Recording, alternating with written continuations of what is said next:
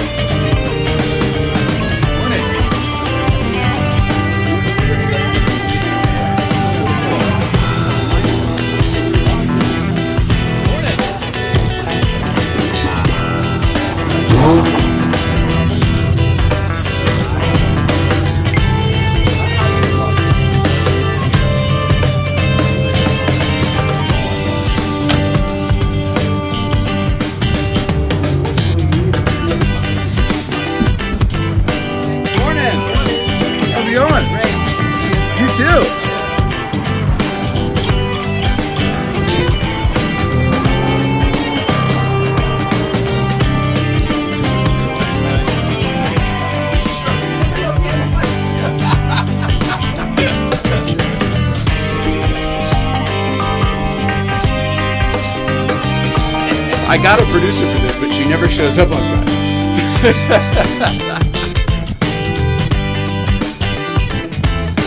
God. She's getting upset. I don't know what I'm doing. The problem is I don't know what I'm doing yet. I have no clue. Are we on? I have no idea. That is perfect. I have no idea if this is on or not. Hello, we're back. Good evening. I'm going to talk to you like you're here, and you tell me something. Please respond in the comments below. Good evening. My name is Jay Ryan. This is the Late Night Play Set. Thank you for being with us. We have got a special one tonight. This ended up being a part 2. The last guest in the old Late Night Play Set was our friend Paul Kramer from the Auto Kramers. And we were talking about road trips and rallies, and he just went for a bone scan that day. There was a health scare going on, and he sort of hinted at some of what was going on with that. And then we talked about our road trips. He was going to Germany. I was going all over the U.S. And Mr. got back over here, and here we are doing part 2. So this evening, we're going to be talking about our road trips, USA, Germany, and here we go. Can I put you on here? I don't know why. There we go. Hi. It's all new. Welcome to the new Late Night Plays. It's new and improved. And you have to give everyone an update on your health situation. Sorry. Yeah, it is what it is. Definitely. Hello. Yeah. How's that? How does it feel to you? It's great. Don't even know it's there. Perfect. Thanks and for actually, being if we get the phone, I had some pictures for the health stuff too to share. But if you want to, I'm going to work on this while you. Yeah. So just got back Saturday. So I never understood jet lag until I think now maybe understand it. Got back Saturday afternoon at 3:00. Left Germany at noon on Saturday, and then it was an 11-hour flight. So. But between the cancer and jet lag, I don't know I'm tired from. So there's the bomb. When we were here last, you had a full body bone scan that day, and you and Jennifer were here, and we were all sending positive thoughts and wishes and stuff. And then like the next day, I think I got a text from you, 4 words. It's definitely bone cancer. Yeah, it is. But... And it's unusual. It's chondrosarcoma, which is basically a tumor in my pelvis next to my left hip. A lot of people say they equate their grandmother's hip replacement to what I'm going to experience, but it's not exactly that. The hip is just ancillary in the area. But what's unusual is most people who get this kind of cancer, it usually comes from prostate or lung cancer, and then it migrates to there. But you didn't have that. No, and every doctor, we've now met with 4 different physicians, and also spoke to a lot of our friends in the Porsche community who are physicians, like Andrew Florin and another friend of mine, Faiz, who's an orthopedic surgeon, and everyone who's been very helpful in terms of just support. But we basically we're talking about, they all agree it's unusual that I have it originating in my hip or pelvis, and the doctors doesn't react to chemotherapy, radiation, none of that. It's just redaction, cut it out. And that's the only way. But if they don't get all of it, which is the big concern, then it's very aggressive, and it will go to lung and prostate. So it could come in, it usually comes in from that, but in my case, it can go out that way. So the goal is to nip this in the bud as quickly as possible. Yeah, and I think surgery, and it's considered stage 2 to 3. Okay. But the orthopedic oncologist says whenever they actually get in there and do the surgery, what the biopsy shows as a 2, it usually is a 3. Or if it shows a 1, it's always more. But he didn't seem that concerned. Okay, well that's good. Yeah, I mean I'm concerned. We've met with City of Hope. We're dealing mostly with UCI, City of Hope, USC, UCLA. It's a very small community of orthopedic oncologists. They all know each other, and I think they're all great physicians. It's just now we're meeting with the main one we've been meeting with at UCI tomorrow, and it's just trying to figure out. I have to decide which of 2 kinds of procedures I could do, which is like shitty pile A or shittier pile B, and then which of the... Neither sound fun, is that your point? At first you think, oh, that sounds better, and then they kind of read the small print out loud, and you go... So the 2 different... if we get my phone to work, I would love to show... I know, I'm sorry. I actually brought pictures to help people see this, but... Can I delete the app from your phone and then reinstall it? You okay with me closing all this stuff? You've got a lot of apps open here. I've never seen somebody with this many apps open. This is insane. But I usually just when I know. I'm sorry. I'm you're not going to know what to do. This is that's fine. Insane. Yeah, this is crazy. This is crazy. And by the way, I do that. Holy cow! I do that like once every couple weeks. I don't have this many apps on my. This is insane. Well, half of them are for Germany. Wow, I can't believe. How long does your battery last with all these apps? This is incredible. Okay. Oh. You all right? I just closed the App Store off your phone. It's for thumb exercise. I know, I'm kind of cramped now. You might want to ice it down before you use the phone again. Woo! All right. So, just by chance that there was a 1s and 0 mix up with that. Look at that. Opened it up right to the screen. I told you it should be. Oh, there you go. That was and crazy. I got here earlier, Shared so we can camera screen. It was nice shooting the shit with you in the green room. It's great catching It's been, probably, a month at least.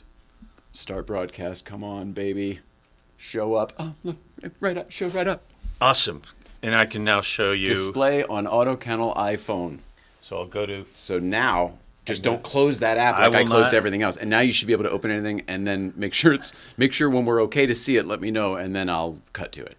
I don't want to cut to anything prematurely. Yeah. And then hold your phone sideways when you're doing it so that it will it'll be better for the viewer at home. Okay. Thanks, everybody. It's Tuesday, June 24th, 2025. Jay Ryan, Paul Kramer over here from the Auto Kramers. If you want to decipher that, if you're going to look them up, it's Paul Kramer from the AUTOKENNEL. This evening is sort of a recap. We're recapping Roadtrips, Rallies, and Paul's health scare, which you're dealing with presently. Yes. I give you so much credit that you went on that trip. Everybody you know, FYI, is supporting you and is so happy that you took that trip. And, it was, Jennifer wanted me to go, and most people are shocked that my dad and I have never been to Germany. Right. We've never been to Europe. I mean, I've just been one of those people who worked and worked and worked. I've never taken. You go ahead. Not that I was going to say, when you look at the trip, you knew someone at every single place you went, and it was all you got a VIP tour. Saving friends for a long time, right? So you would never know that you didn't. Right. You had never been. No, and it was one of those things that I was so always busy working. Yes, I do car rallies, but I haven't. My dad and I were thinking about. Neither one of us have taken 2 weeks off in 25 years. No. At all. I mean, it was needed. We started planning this trip in 17 or 18. It was actually my dad's idea, which I was shocked. He said, why don't we go to Germany? I'm like, yeah, let's do that. And so every car we sold, my dad's great at this, started setting aside money, saving our American Express. Now, don't get too excited. We originally planned the trip for October of 20, and what happened? A lot of things didn't happen. And not only could we not go, but all the money we saved went back into the business because, if you remember, the car business wasn't doing great the first 6-7 months. Right. So, and then we started again in 21, saving again, and then we had it booked for October of 23. I think my dad had a bit of a health thing and it got canceled, and then we booked it for October of 24. I started planning it in like June or May or April, and I realized that was too late to plan it because there was a lot of things like factory tours that kind of like Reserve Camping America. You have to do it 6 months to the day. They get booked up. And they just get booked up. Right.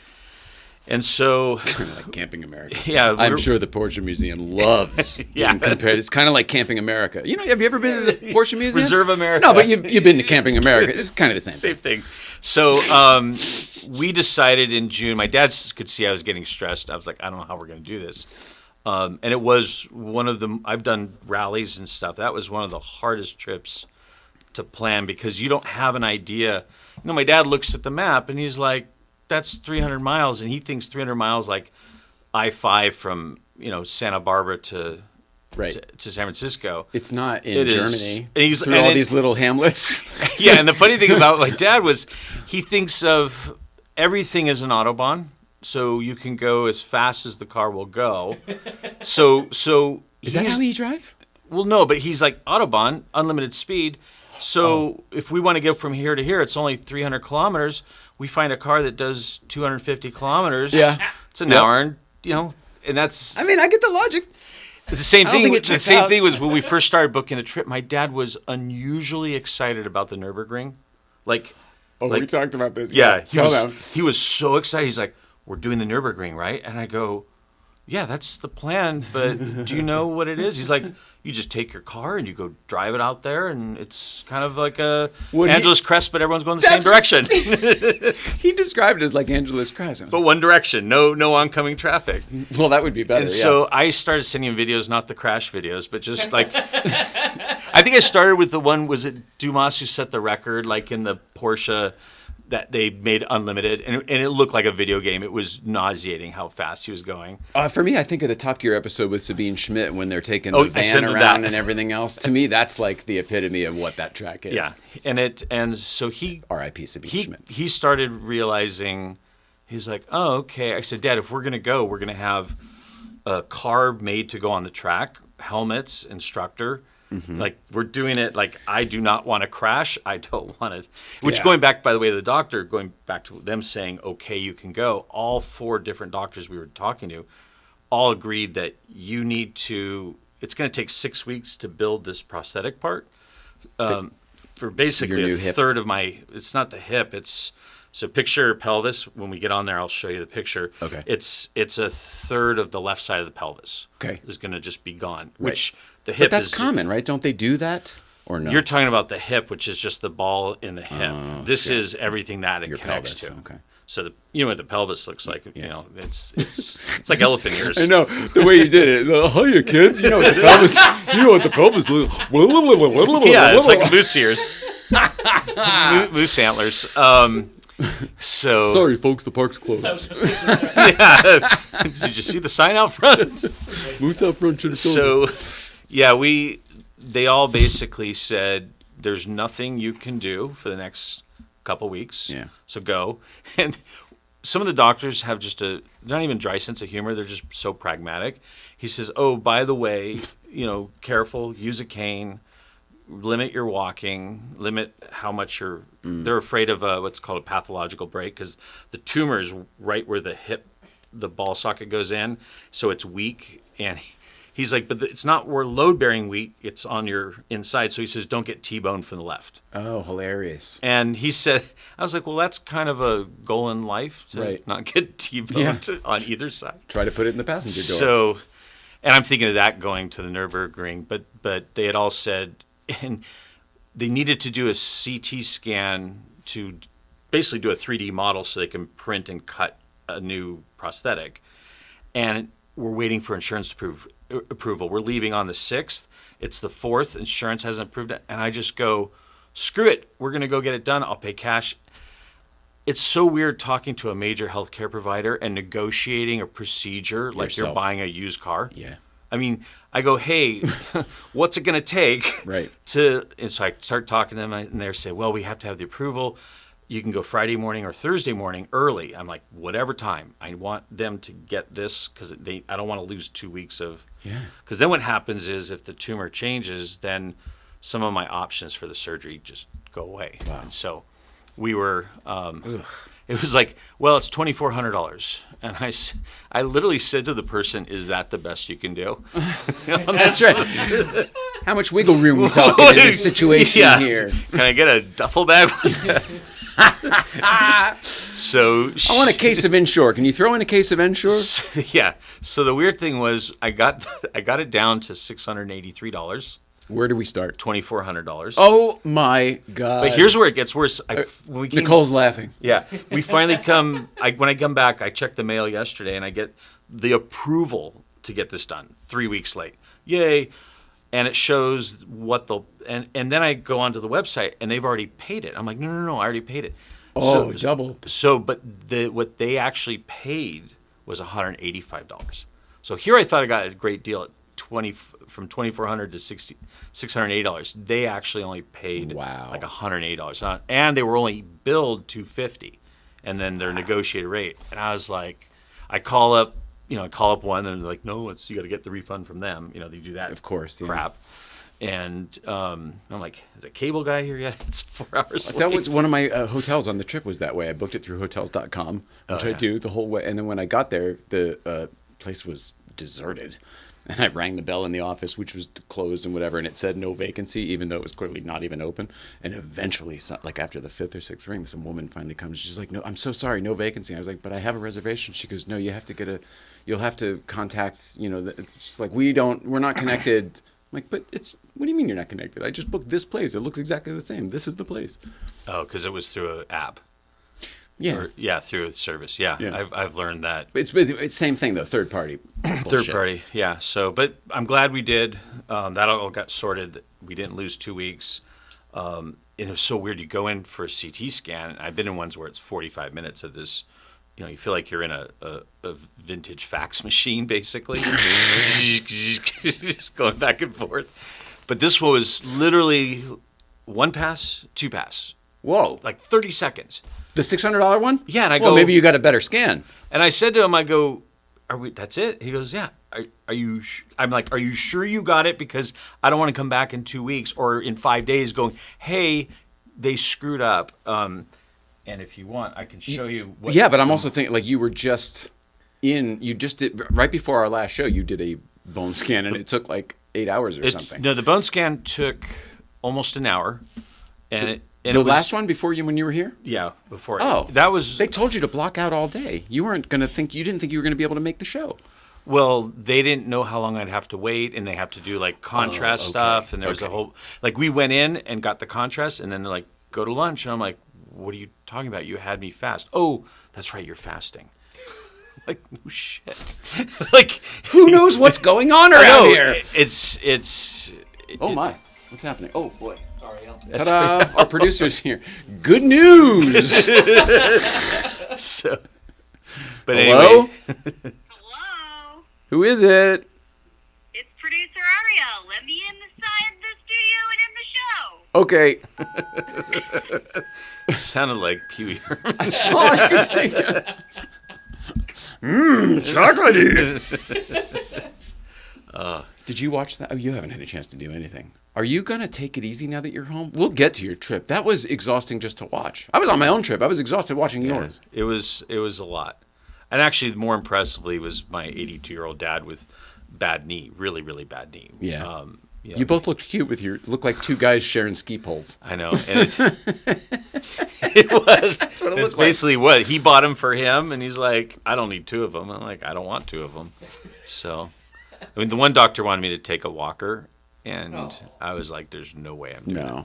And really what we would do is, the trip was planned before I knew all this, but we sort of modified stuff where if there was going to be a big museum day, the next day was driving. Like, I just couldn't. Oh, so smart. I God. couldn't do that. And so Manuel and I were talking about. before the show about how, like, half of the effort going into these trips, forget the pace you kept, is like planning it all, organizing it all, keeping it all straight.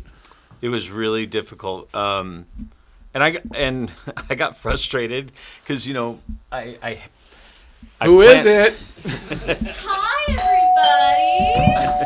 It's just Yeah. your friendly producer, Ariel. Oh, she made it. She made it. Hello. Oh, my gosh gracious. Welcome back. Good to see you. Yeah. Listen, we're family here. I'm not worried about a show. I gotta say hi to you. Thank you. Carry on. Yeah. Wait, actually, Haven't can missed you a just fill thing. me in the last 25 minutes? Please? Hey. Quick recap? No. We got his phone to work. That's what I'm happy about. I was Yeah. very stressed out in the beginning because whenever we you were wanna- running out of time. We're trying to get to a live show. Yeah, it was really hard, and And Paul has cancer. You missed that part Yep. too. Yeah. Definitely That part. bone cancer. Definitely going in for surgery. yeah, surgery July 21st. July 21st. Okay, Yeah, great. and Love then that. after that, I don't know, but it's on a Monday, which means I get one more weekend of good vibes and whatever else. And Well, I was going to say Sunday. No, you should relax. You should be at home. Oh, you mean before your thing? Yeah. Oh, okay. Yeah. Yeah. I'll be home a lot after. I'm gonna be home a surgery, I lot. think. Yeah. Yeah. So the surgery. But when you are, I want to recommend that Yeah. Pee Wee documentary. Yes. So good. Yes. No, I do want to see it. The surgery part is not appealing because people, like I say, go, "Ooh, it's a hip replacement." My grandmother's up and walking around. It's a 14-hour surgery. Yeah, it's Many- pelvis reconstruction surgery. Yeah, and you need, besides orthopedic surgeons, vascular surgeons, cardiac. There's like a lot of people involved. Right. And then Obviously, the proctologist. gotta have a proctologist. Just he's into the corner, the gloves on. Now, Now, Fistock. now, Waiting for a not yet. moment. Can we put on some Moon River? Thank God we.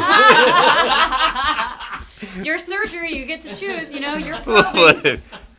Yes, Jennifer wants to sit in the little, like, as you Oh, see the Grey's, observation. like Grey's Anatomy. I go, Junior mints. I don't think you're going to be sitting there. What about like CCTV? Can I watch? I go, I'm pretty sure. So I've been sending doesn't her wanna see it. videos of what it looks like on Yeah, YouTube. don't you? There used to be a chant when there was cable television. Yes. Okay, guys, kids, back in the day, there was a thing called cable television, and late at night they would play Operation. Do you remember that? Oh, yeah. And you'd watch Yeah. knee surgeries and shoulder replacements and all this stuff, and they're using the same tools that are in your garage. Basically, you see, it looks It's like got a different medical bit on it or whatever, Yeah, but it's the but it same looks like Makita vice drill grips. or whatever. Yes, or a chisel and a hammer. I'm like, oh, yeah. that's. Oh, yeah. I bought that hammer at Home Depot. I remember catching that, and it's just sort of playing in the background. There's just no. Yeah. It's not like TV scripted. It's just literally someone turned it on. Correct. They're not narrating No. or No. anything. So you're like, You're just what a are they witness. doing? Is that male, female? What part of the body are they Oh. working on? It's gross. Just so much thrown up in the mouth. But I've been sending Jennifer videos of this exact surgery, Okay. and thinking it would just turn her off, and she wouldn't want to see it because it is really gross. It's gruesome, right? It's They're going to If- really take you apart on the side. They're going to flay you a little bit, right? well, the doctor said he goes, it's going to be like a bomb went off. oh, And that's great. I mean, he's got great bedside manner. yeah, Sounds thanks. like it. You keep talking. I'm And then the besides the length of surgery, it's anywhere between a week and 2 weeks in the hospital. Oh, wow. It's a long stay, and All right. then after that, you go to a acute facility. Oh, it's adorable. Yeah. I've been there. It's You're so gonna love cute. it. It's Yeah, so honestly. so It's adorable. not the one with It's the not hyphen. just a cute facility, it's the cute facility. Yeah, The one that you're going to. And I think you're there for a week to 2 weeks. I don't think I'll be home for up to a month. That's what it sounds like. And That's what it then sounds once like. you get home, then Got some convalescing to do. yes. The good news is, what Visitors? visitors? I hope so. Yeah. I really hope. Well, we're coming anyway, yeah. so whether they let us or not. Yeah. She's right. No, it's She's right. I moved it when my friend was in the hospital. You know, I moved in there for 11 days. Yeah. Oh, Good news for you though is that your wife Jennifer is really good at taking care of is. people and situations like this. yeah. Like I've said before, it's her superpower for sure. It is. I've seen it. I mean, Yeah. she did it with Nicole, but with her own mom and her everybody. So, how is she with this?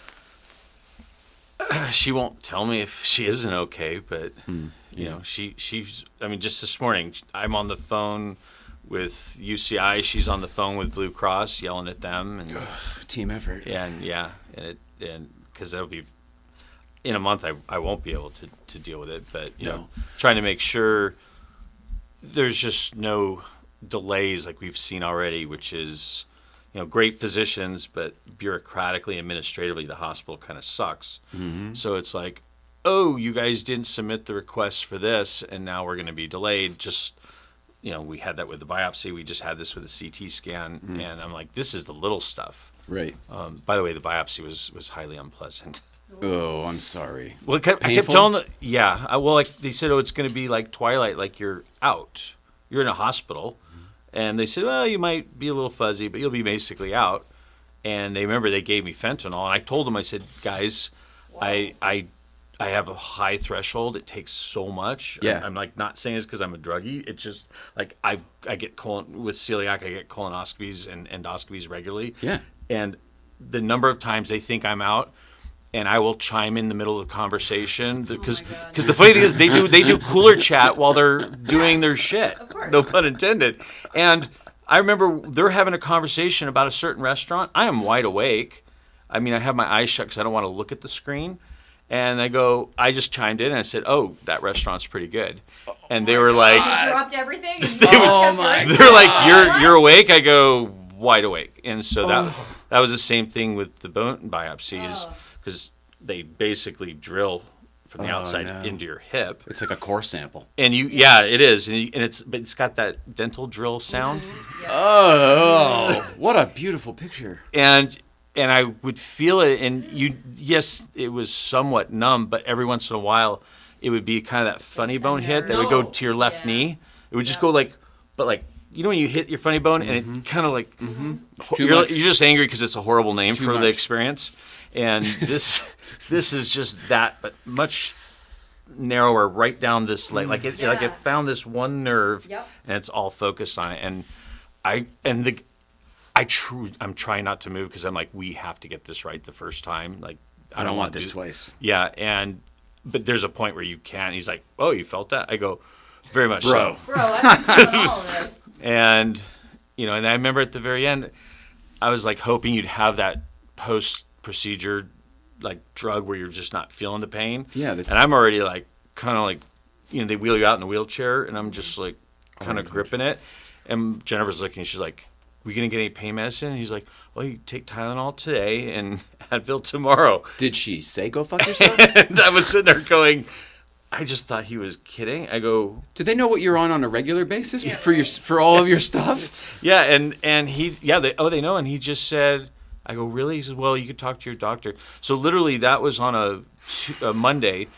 We had an appointment with USC on Thursday, and it was then that I'm there at the doctor. I could barely, I had to get a wheelchair to the car, and then the doctor goes, "Oh, you seem to be in a lot of pain." I go, "Oh, like significant pain," and he finally gave me a prescription for painkillers, which I only used 3 halves of it, and it just like, Just take the edge off. you're like, oh. Oh, so it worked. It worked. Okay. It worked. A It little just bit. made it so it wasn't like 100% of my attention was focused on that one Yeah. thing, and then and I thought in the call, I was like, oh, this is And just one moment in one area. But anytime somebody talks about their pain, I do the same thing. I Yeah. relate it because I think about she was in it constantly. It's like and All over. nothing would take it Everywhere. And away. all over, Yeah, not just one area. right. Eventually, everywhere. Exactly. Yeah. So, so we're Jennifer, rightly so, and myself are concerned that, hey, this is going to be really shitty, and then are we going to be fighting it afterwards to just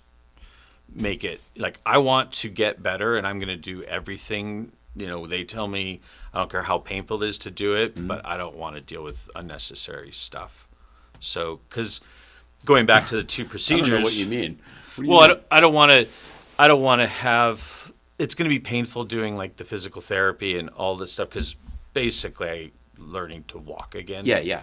And what I don't want to do is have extra pain that isn't related to Of course. just the physical therapy Of recuperation, course. where I can't focus on it. So, but it came down to, and it's sort of gruesome. There's two procedures. The number one thing all the doctors agree with is cut out all the area of the bone that has cancer and leave as much of a margin as possible. Right. And the challenge is with Let's do this once. because if they don't get it all, it then goes to other places in the body and then it's not good. Yeah. So, but as you cut more out, you have less room to anchor prosthetic things onto. And so, and you got an orthopedic oncologist, which to me makes is so much almost like an sense. oxymoron because orthopedics ones want to reconstruct and build. Yeah.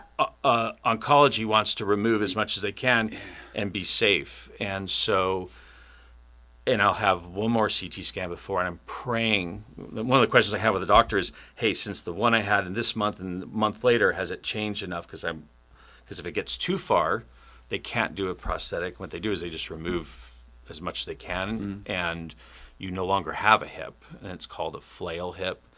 And basically, you build scar tissue to act as a simulated hip. My one leg will be considerably shorter. It'll be 2 inches or more shorter. And it's not, you can just wear different shoes, but now your frame is all off. Yeah, your gait, everything's So once changed. you get better, you have to have a leg lengthening surgery down the road, Right. which when I looked into that, that's horrible. But the best part about that procedure is infection rate is almost nothing.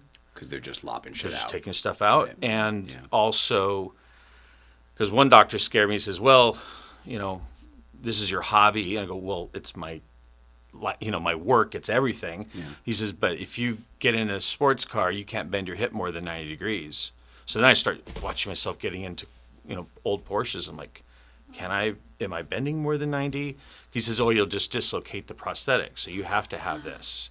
And I'm like, yeah. So, Throw up in my mouth again. so, Well, I know you're going to be fine. yeah. I Somehow, think, I just know you're going to be Yeah. fine. Like I know we're taking trips together and stuff. So Yeah. I know you'll be fine. I just we're That- here for you on the rough road Thank you. as you get there. Thank you. So, on a happier note, everyone did say go to Germany. Just don't get Oh, good. T-bone. That was it. Was there something I was supposed to cut to here when you were talking about Oh. photos of your Yeah. So, I mean, I don't know if. gruesomeness? So I hold it horizontal like this. Well, yeah. I mean, it's disconnected because you got to go back to the app and Okay. do it all over again. Yeah. I forgot to tell you. You got to keep your screen on. Oh, yeah, and it share screen. Okay, there we go. Let's see if that works. There it is. Awesome. Yeah, and if you turn it sideways, All right, let's see if there that it is. that show up. Well, you okay. Well, no, we yes, it showed up, but the you need to start the process sideways. Otherwise, we have this situation here. Ah. So it's even worse than. Wow. Oh. You see what I'm saying? So we got to go close it out.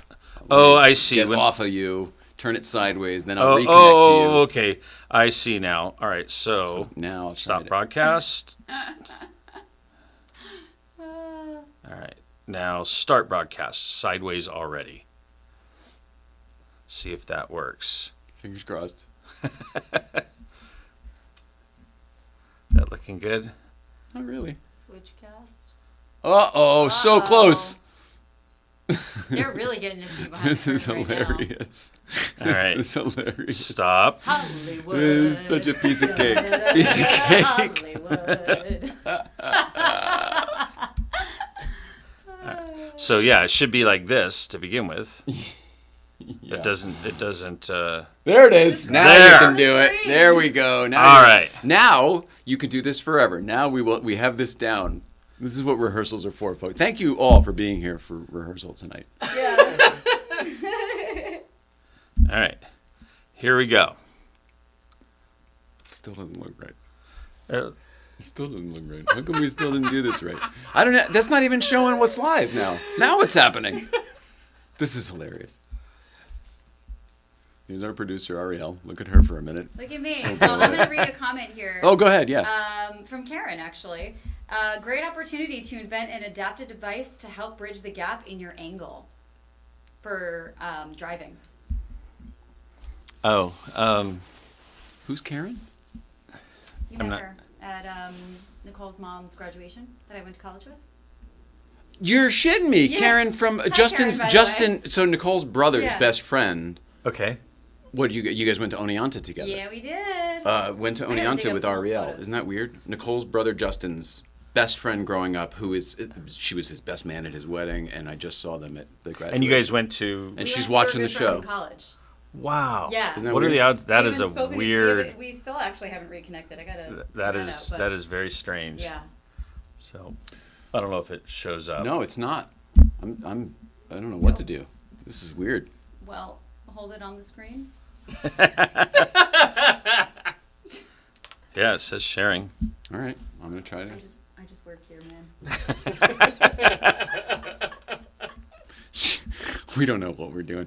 Thanks for look. We're trying out the new set. Everything's in the different fun of the places. show. Everything's in different places. I'm gonna. But I don't forget- restarted it. This new Oh, set. good. That's right. Look at what else she can do. Oh, hi. What is it? Yes. You guys are not really getting the screen thing down. Just thought you wanted to know. Thank you. XO, producer Ariel. Bye. Wait, is that her job? She's already got it though. Oh, here they are. Oh, the Look at old this. We meeting. did it. You did it. You did it. See, Right. You that's did all it. it needed. It just needed me to go up to the desk in a weird, awkward way. We needed a little bit of inspiration. That's right. You're welcome. We are welcome. Thank right. you. Let's see if that. Yeah, look at that. What's going on? Now, the shot. look, this guy is not on the show. No matter what you Nope, see, not there. He's not. He's a still photographer. And he's not Chaos. representing himself on this program. Okay, here There we go. So the thing I circled, the thing that says left hip acetabulum. I'm learning new words. That's like the ball of your femur, your leg, your big leg bone. Oh, There we it go. is. Much better. So that's, and the thing And I then if you- circled. You can even Oh yeah, perfect. you can. It's literally So- just your phone so now. We're just seeing there- it.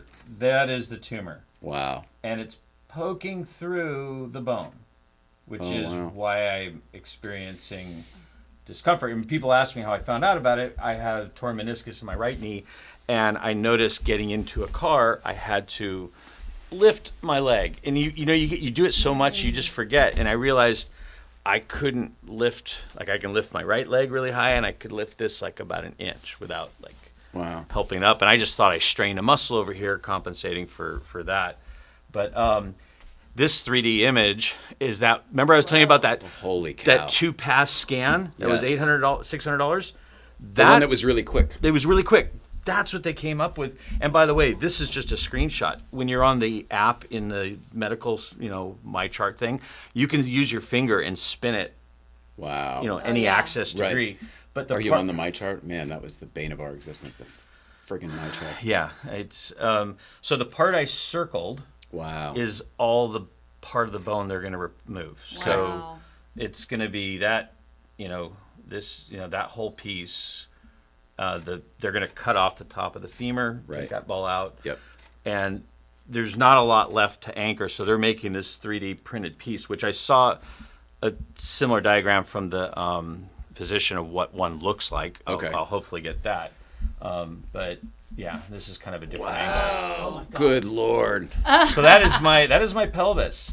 So a hip would be just the socket and the ball going into the socket. This is that, and all the structure that attaches to. That holds and I it think together. it goes down below it too. So he said Wow. it's about, if you have a left and right side of your pelvis, it's about a third of the left side of the pelvis. So, Wow. but and in there is this is where we're making the prosthetics. Prosthetics. Prosthetic. It'll hopefully look like, you see that upper part kind of looks like a Yeah. chicken bone, Okay, I guess. kind of, right? I guess, yeah. Looks So- like a drumstick. Kind of like a drumstick. yeah, I like a see it. drumstick. I see it. Yeah. So it'll be that. It'll be the whole socket. It'll be the top of the femur, and then it'll be the bone below the socket. Okay. But on a, I'll keep it sideways. Sorry, No, it's okay. but I can now show you Hip stuff. Hip stuff. Very, Yeah. very hip stuff. Yeah. Thanks but- for tuning in, folks. It's hip stuff night. It's hip stuff. But I can certainly talk about something more interesting, which is the German trip. So that is Well, so I mean, here's the thing: we've got a lot to talk about because, like last time we were here, Steve was on the show with us, and he and I were going to go. He was going to come here. He bought the Mini. He was Oh, gonna that's come right. Here. We were going to drive together, and blah blah. We were here on Tuesday. I guess Saturday. He and the sends me a set message. was inverted. Yeah, that's right. It was the last show in the old late night place. But so Steve canceled because some family stuff came up with him. So, but I still had the graduation and stuff. So I still went on my trip, even though it was just a solo thing. You said goodbye to me. I think we saw each other at Breakfast Club that week, maybe even Malibu that week too. I think No, it wasn't Malibu. It was just breakfast. just Club. Breakfast Club. Okay. Yeah, and then And we did our goodbyes because you were doing a couple rallies, and then this, or maybe one rally. yeah, Our just, group. just the our group thing, and then this. And then your huge grand tour. Yes. So before we get to the grand tour, because we're both going to an event on Thursday, did anything happen on your R group trip?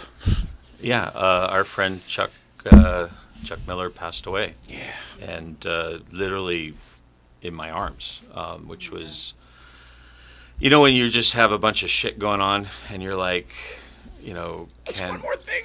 Yeah, and it was a lot. I'm glad that the community stood behind him. I was frustrated because yes, he literally died doing what he loves, but I'm pretty sure he would love not being dead. Yeah. And so it was. That's one of those things. People. Yeah, and I understand where it's coming from, and it was. And the thing you take out of it is it's almost like when you go camping or hiking, you have a buddy system. Mm-hmm. I think when you go on these kind of things, you should have a buddy system, because in hindsight, we look back and there were, I think if he had, like I have my dad with me, or he had a spouse or a family member or a close friend, I think someone close enough would have picked up on things. Might have noticed signs going Yeah. on within him. Yeah, perhaps. because the day before the event was like a Thursday through Sunday, but Wednesday they go to the track. They went to Streets of Willow and they do a thing. And Chuck is all about that. Big time. And Chuck is usually every session he's instructing, he's doing everything. He's out there. And I didn't go to that, but the people I know who went there, Chuck went only out for like 3 laps and said he wasn't feeling good. Oh wow. So which was unlikely, and they thought, oh, maybe he was the flu. I think he was feeling something else. I posted on my Instagram the night before, we were hanging out in the parking lot, just doing the gas powered blender and just doing the normal art Yeah. group kind of parking lot stuff. And he's usually out there till 10 o'clock. And I remember someone said, oh, he said, oh, I feel drunk. And they're like, what'd you drink? He's like, I had a beer and pizza. And then he went up to bed early. The next morning, a couple of people said he looked a little hungover, which he thought was weird. So I think there was a bunch of signs Yeah. that, Something was and failing. and then it was a very mellow morning, kind of driving in the Lompoc, Santa Maria area, and he, there was probably 50, 60 cars, and we're going really slow. Right. And we got to this one point trying to gather the group, getting ready to do some of the fun roads. And Chuck, said, hey, do you want to go and just get going? I asked my dad. He's like, yeah, sure. I didn't really care, because remember, right before I left for that, the doctor said, don't get T-boned. So I'm like, I wasn't like in this anxious mood to go You had your drive. own problems to worry about. Yeah, Exactly. so I was like, And so I was thinking, I was fine just cruising. I didn't really feel in a sporting mood. And we start driving, and then the guy kind of organizing it, Dan, said, yeah, we'll just wait for everyone. You guys go. So there's 4 of us. That went ahead. Mark and Christine, in the Kermit green car. Yeah, Christine. And then another guy, John, can't remember his last name. So we get going ahead, and we're just maybe within 2 miles of where we just left. And it's just straight farm road. It's Friday afternoon. There's a lot of workers, a lot of trucks coming in and out. I'm thinking, don't get T-boned. And so I'm kind of going the speed limit. Mm-hmm. And there was a point where it was a big stretch, and there's just an agricultural truck going half the speed limit. And I could see Chuck behind me, like, are we going to pass the guy? Right, edging to go, right. And I'm like, yeah, okay, we'll go. So we go around this sort of sweeping turn onto this another farm road, just going straight. And I remember looking in my mirror because I was afraid, like, I was keeping Chuck back, but Right. I was really paranoid about anything happening. Mm-hmm. And as I look in my mirror and he's maybe 10 car lengths behind me, I expect him to be right on my bumper, like, Usual. let's go. And he's like 10, and I just see him doing tank slappers. And there's a guardrail, and he hits the guardrail, and it's weird. He bounces off, and almost like he's tethered, goes right back to it. And my dad, he's got his own little mirror, and he's Yeah. like, is that Chuck? Did I just see that? And I go, Yeah. what? I just remember being angry. I was like, what the fuck is he doing? Like, because it's so unlike Chuck. Yeah. And it was everything about it was just weird. And I was just sort of dealing with my own shit and kind of angry. I'm like, what is he doing? So I do a U-turn, get over there. I pull the car over, hop out, and maybe like 30 yards away, go over to him, and I don't see anyone in the car, and now Mark and Christine and 3 other people, our group that are there, are behind it. And I think Chuck's out of the car. I'm like, where's Chuck? And Christine's on the phone with 911. She goes, he's unresponsive. And I remember just being angry, like, why isn't everyone doing anything? Because it just hit me all at once. So I run around to the passenger side. There's another guy there who I said, does anyone know CPR? He's in the car. He's folded. I mean, 2 things to take away if you have vintage cars. If you have a roll bar in your car, wear a helmet. Mm-hmm. Otherwise, the likelihood of rolling your car versus hitting your head on a roll bar, it doesn't make sense. Mm-hmm. He had a roll bar in there. He had vintage sport seats, which they're a fortune. Everyone thinks they're cool, but they're 50-year-old seats. So the seat was flat, like beyond flat. And he was belted in. The windshield was sitting kind of half in the car, half on his lap. And he's almost bent, the seat's bent further back. And I yelled to someone, does anyone know CPR? The guy's there, he's a dentist, but he knows CPR. We move the glass off. I'm holding his head. There's like a little cut on his face. There was no blood. And his eyes are open. My dad, who, worked in healthcare and in pathology specifically, so he's like, I think he's gone. And I'm yelling at Chuck, trying to hold his head straight. We're doing CPR, and then one of the other members shows up maybe a minute later. He's an EMT, so this is his world. I'm a used car salesman, so we get Chuck out. I'm running to grab towels just to put his head. At that point, they're just doing CPR. The ambulance was there within 3 minutes. Holy cow. Because it was really close to Santa Maria. Whoa. And then they were trying to land a helicopter. They couldn't. Bottom line was he got to the hospital. A few of our members went to be with him. We were trying to find family. That's how we connected with, let you know, because I need to know. Yeah, who I had knows. just arrived in Connecticut, and he sending me a text like, hey. We're just trying to find someone. Yeah, and then I think because you asked the Yeah. question, you then let me know what was going on. So But- I think Eric Williams found his nephew, who was down in Lake Forest, Orange County. Yeah. They came up there, but the doctor did say he had a major cardiac, like a very, Episode, very. yeah. And then some of the people who are physicians talked about if you have a cardiac arrest of that level, your body gets really straight. Yeah. You just probably hit the gas. Probably seized, yeah. Seized. We Yeah. talked to the person behind him. He's like, I go, were we in the turn when he did that? Did he brake lights? He says, nothing. We were going straight, no brake lights. He just lost control. It also And aligns with the not feeling well ahead of time, not Yeah. having energy, being a little, Yeah. not feeling And then well. And then the other note was they did scans. I think he had a pulse, and he passed away in the hospital. Yeah. But they said he was gone because the radiologist said it was one of the most severe crushing of the spinal cord from hitting the roll bar. Oh my god. But the Did heart he roll? Did he flip the car? no, the Really? car Just impact. Yeah. the car just kept hitting the Yeah. guardrail. I mean, the car was a mess. Right. But surprisingly, it wasn't like the cockpit area outside of his seat being collapsed Right. and the windshield gone, kind of fine. It wasn't like he was crushed in there. It was we both opened the doors, got in. Right. It was just the fenders were. That's what I said. What you described sounds like minimal impact, just lots of impact. Yeah. Repeat. But I So think what breaks the seat, or I mean, they're old Just the seats impact- with the impact breaks yeah, the the seat. impact. Yeah, And yeah. the modern seats are like so you much said, better. The safety standards are totally different. Totally different, and Yeah. it's a 60-year-old part. So he, I think he was. Let's see, no, he was 49. Oh my god. No. He was Born in born in 49. Oh. No. Oh, sorry. Like, Still. you understood it? No, Yes. because we were looking He's at it. 75, I want to say. Yeah, my dad. maybe 6. He's 76. Okay. Actually, this Thursday is his birthday. Oh. We're doing the thing on his birthday. I think it's on his birthday. Oh, great. I know. But There's a memorial. yeah, and I think the weird part was, I saw Marco the next morning, Yeah. and he was kind of like me, like, I don't want to deal with any more crap. And Yeah.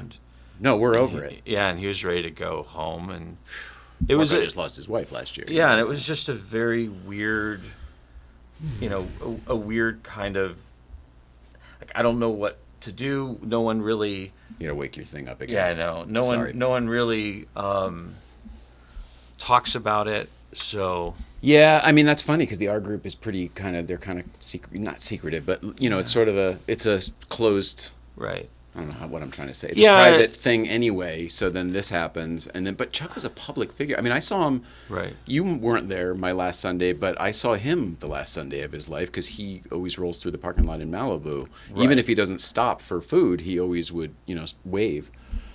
Johnny Nass, good evening, sir. Gets to some of these comments here. Hope for the best for you, sir. Speedy recovery once the procedure is done. That's you. Thank Johnny Nast, shout out to him. Let's see. Shout out. I can't believe I'm saying shout out these days.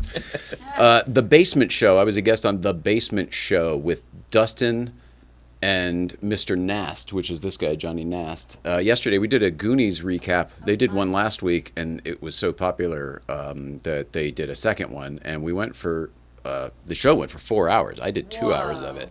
It was crazy. I watched the first 2 hours, and then they brought me in, and we did 2 more hours. It was crazy. Matt Riddle says, "Good to see you both." Damn, Paul, sending good vibes for a safe recovery. Thank you, Matt. I'm going on Maddie's podcast actually. Dustin, this is Dustin of who I just mentioned from The Basement Show with Dustin and Mr. Nast. Dustin says, "Hello, Jay." Hello, Dustin. Great time last night. Looking forward to Monday. So then we're doing that again on Monday. I'm in the chat. Yeah, you are. Ariel Zadok. Hey, team, I made it. Great opportunity to invent an adaptive device to help bridge the gap in your angle. And that is exactly what you said know what's before. crazy? So you know what? Having the square, now I get it, because the Yeah. geometry square, I didn't see the emoji in your I mean, in that's your what I read. was immediately thinking because it's like, wow, Yeah, you just get different. I mean, I'm going to appetizers. do everything possible to figure out how to make it work. The weird thing is that name popped up. Eileen's my mom's name, and her maiden name's Karen. Whoa. And I just I saw it for a second. I'm like, my mom's in. My mom's in. That would be weird. That would be Your weird. mom was on YouTube all and it would these be years? remarkable that she figured out how to get onto YouTube. And then she's comment. also best friends with Nicole's brother. Yeah. And Yeah. went to college with me. Yeah, that would be. That was weird seeing the name. Yeah, I bet. That's hilarious. Hilarious.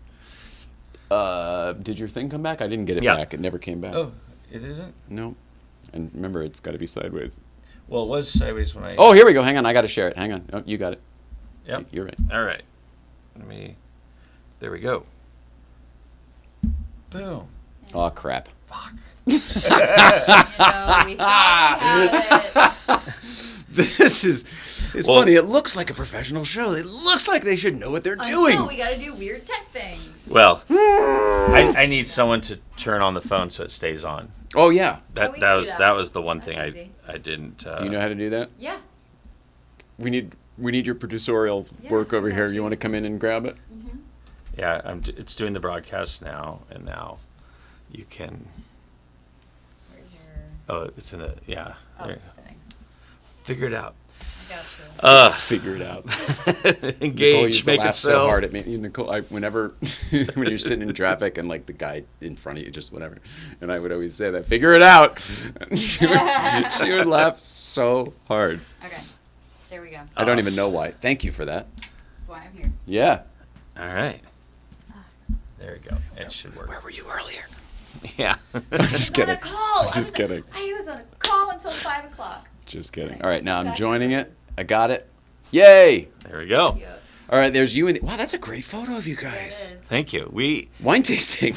are in the business class of Lufthansa airline. Hell yeah. Oh, so you're on the plane right now? That was on the plane flying out, and the funny Oh, and this I got to thank my dad for this because this was genius. Because the frugal part of me was, why are we spending the money? Now my dad didn't understand mileage, like frequent flyer miles, and how. oh, he was thinking it's actual mileage versus. Well, they said, "Oh, you could just use these for this," and I'm like, "It never ever works that way. You have to fly such a bizarre flight to actually To use it, right? So he had been saving up all of our American Express points, like for 15 years. They are the Wow. best. Yes. They're the most usable of anybody's points. And even that, it was basically he could churn them into dollar cash to put down. So instead of, he thought he had paid for the business class flight round trip, Oh, but it really, got a credit towards his business class. it was, but still it was great because I remember my friend's a pilot for United, and I'm trying to find the least expensive way to do it because I want to save the money to do like more Nürburgring tracks and the things that are matter to me. Yeah.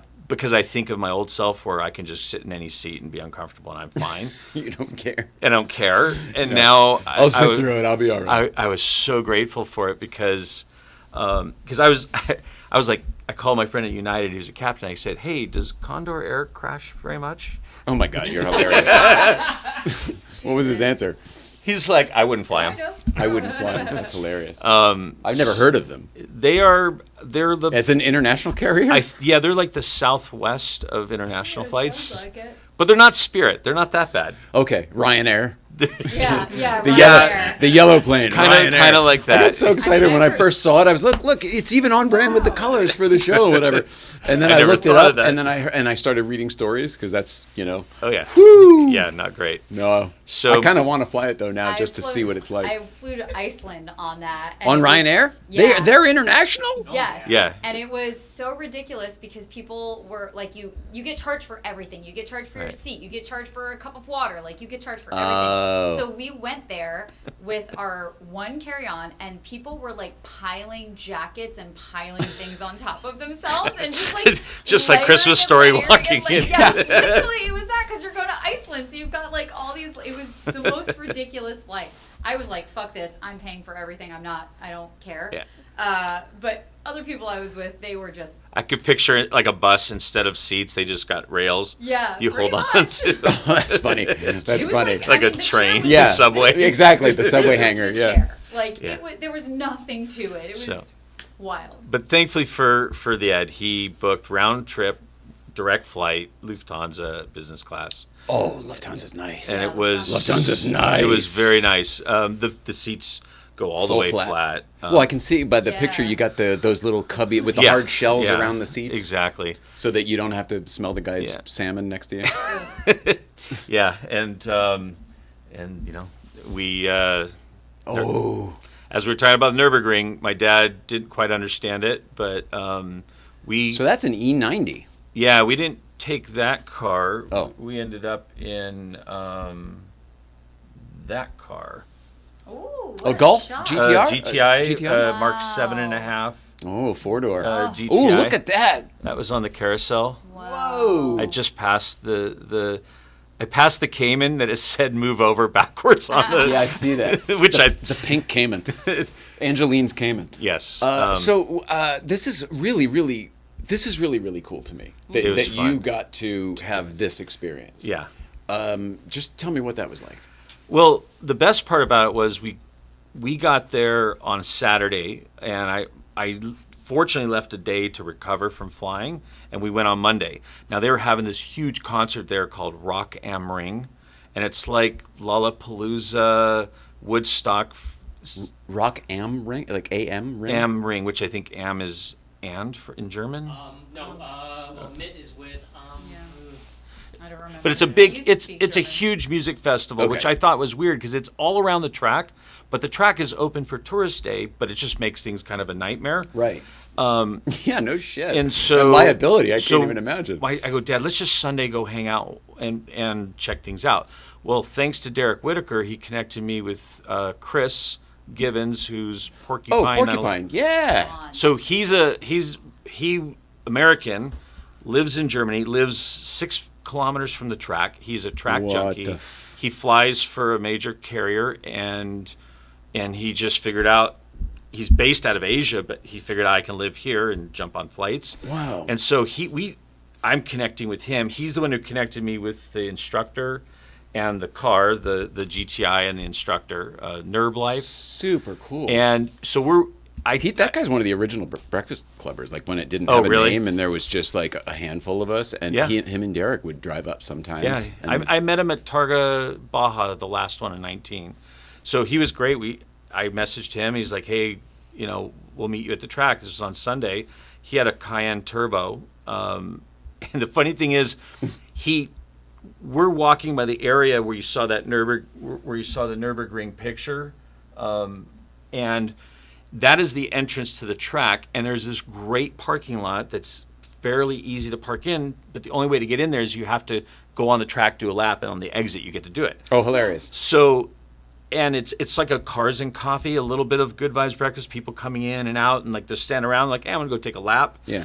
And so we're walking over there to look at it, and here comes Chris in his Cayenne Turbo. I'm like, you just went on the track? He goes, yeah, I did a lap so I can park in here.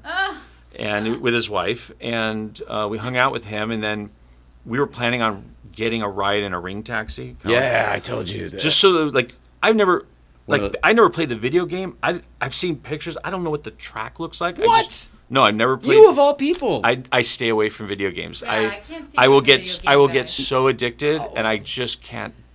For me, it was To me, it's a I don't total know waste the of track. time. Oh yeah. That blew me away. That you don't know the track. I mean, I've watched videos, but I've never driven it on a video game and, Right. and studied it, and I didn't really want to. I just didn't want to spend the time, and I wanted to see what it's like when I used to instruct students the first time they get to, Laguna Seca, and they're like, "What the heck is this about?" Except this was a lot harder. So we hop in his car and we take a lap where he was moving, and my dad's in the back seat, and we get done. I'm like, what do you think? He's like, it is not what I expected. he is I could just see in his eyes, and he at that point decided right then and there, tomorrow when we go drive, I'm not driving. wow. And he was, This is your experience. which was great. I was like, sweet, because we'd done 5 laps, which 5 was perfect. There was no like major classroom. Just hopped in the car. We watched a little safety video, mostly like what to do, turn your signal on, Etiquette stuff for the cars because they do not tolerate. And then they basically scare the shit out of you on here's all the charges if you fuck up. And it is sobering. And I keep thinking in my back of my mind, also I don't want to get T-boned on the left side. Yeah. So I got that. So go out there, and I just posted yesterday a short little reel on the track experience, and it was great. The very beginning, I am the back marker blocking everyone, and by the 5th lap, I'm passing some cars and nowhere near competent, but now I don't feel like I'm an absolute idiot. And But you have a tremendous amount of racing history, let alone driving history. the thing about that track that I don't, even if you played video games, I don't think people understand. Yes, there's 70 some turns. 80% of the turns are completely blind. Which is, so you're in it. And often changing of topography. And changing topography, off camber, on camber, decreasing radius. Yeah. So, like, I'm listening to an instructor was phenomenal, and good for him. He loves doing this. There's no way I could do that. And you'll see in the video where he's doing this, brake, left. I'm in a position on the track that I felt completely uncomfortable. And then you get, you're trying to get a peek, and you look over, and then all of a sudden you're like, oh, Drop. there's the track, and it was. But by the time I got to the fifth lap, and we did. The funny thing is, we did, and I'll show you with the. Oh, here, there's our friend. Oh, Chris. there he is on the right. Yeah. Yeah, let's see. Zoom in on it. Yep. Yeah, there you go. There's Chris in and a his leather wife, jacket. Livia, and there's my dad, and then this British expat is hilarious. He has, it's not in the background. He's in a new Mustang GT with German plates, and I'm like, that's the first car I saw. I'm like, why am I seeing that here? And he's just a contrarian, just doesn't want to have the BMW or GT3s, and I didn't see PPF on the parking lot. I saw STs, GT3 RSs, paint chips. They are nowhere near as neurotic about that stuff.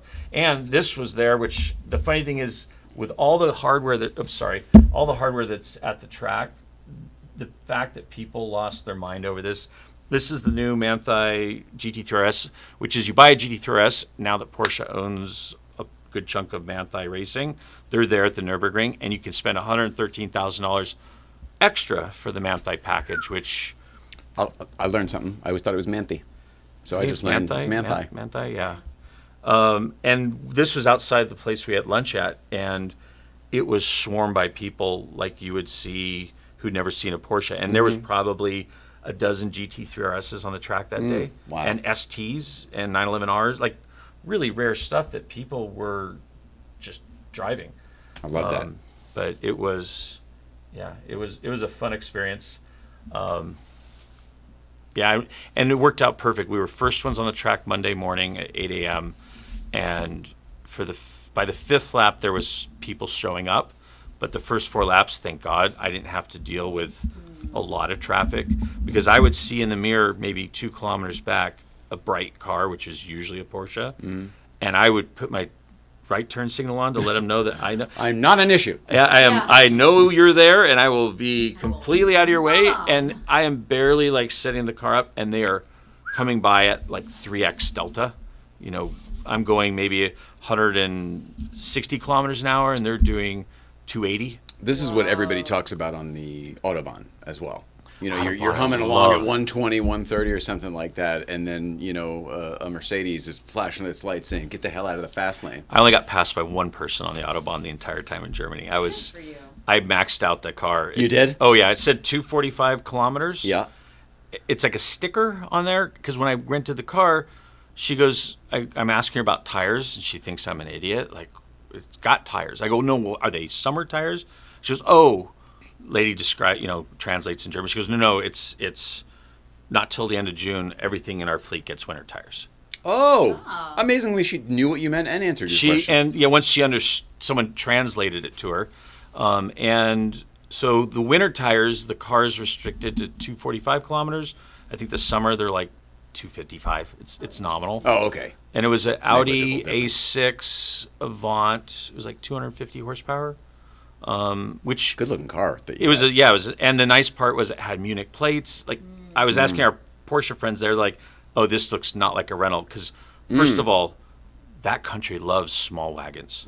Yeah. Which is, I mean, they tow with their wagons. I saw 2 pickup trucks, and one was a Ranger and one was a Dodge, which looked bizarre. Yeah. Super bizarre. But you'll see an Airstream that looks way too big with an A4 wagon towing it that looks, just like Griswold slammed. I'm just picturing all the Top Gear guys when they would do their caravanning episodes, and that's Manuel's nodding over there. They definitely love that. But the funny thing about the Autobahn, and I think why I loved it so much, was like my dad being naive about the Nürburgring. I didn't quite understand it. I thought there was these, like, Mexico has the toll road, and I'm like, oh, it's going to be this other road you take. Oh, no.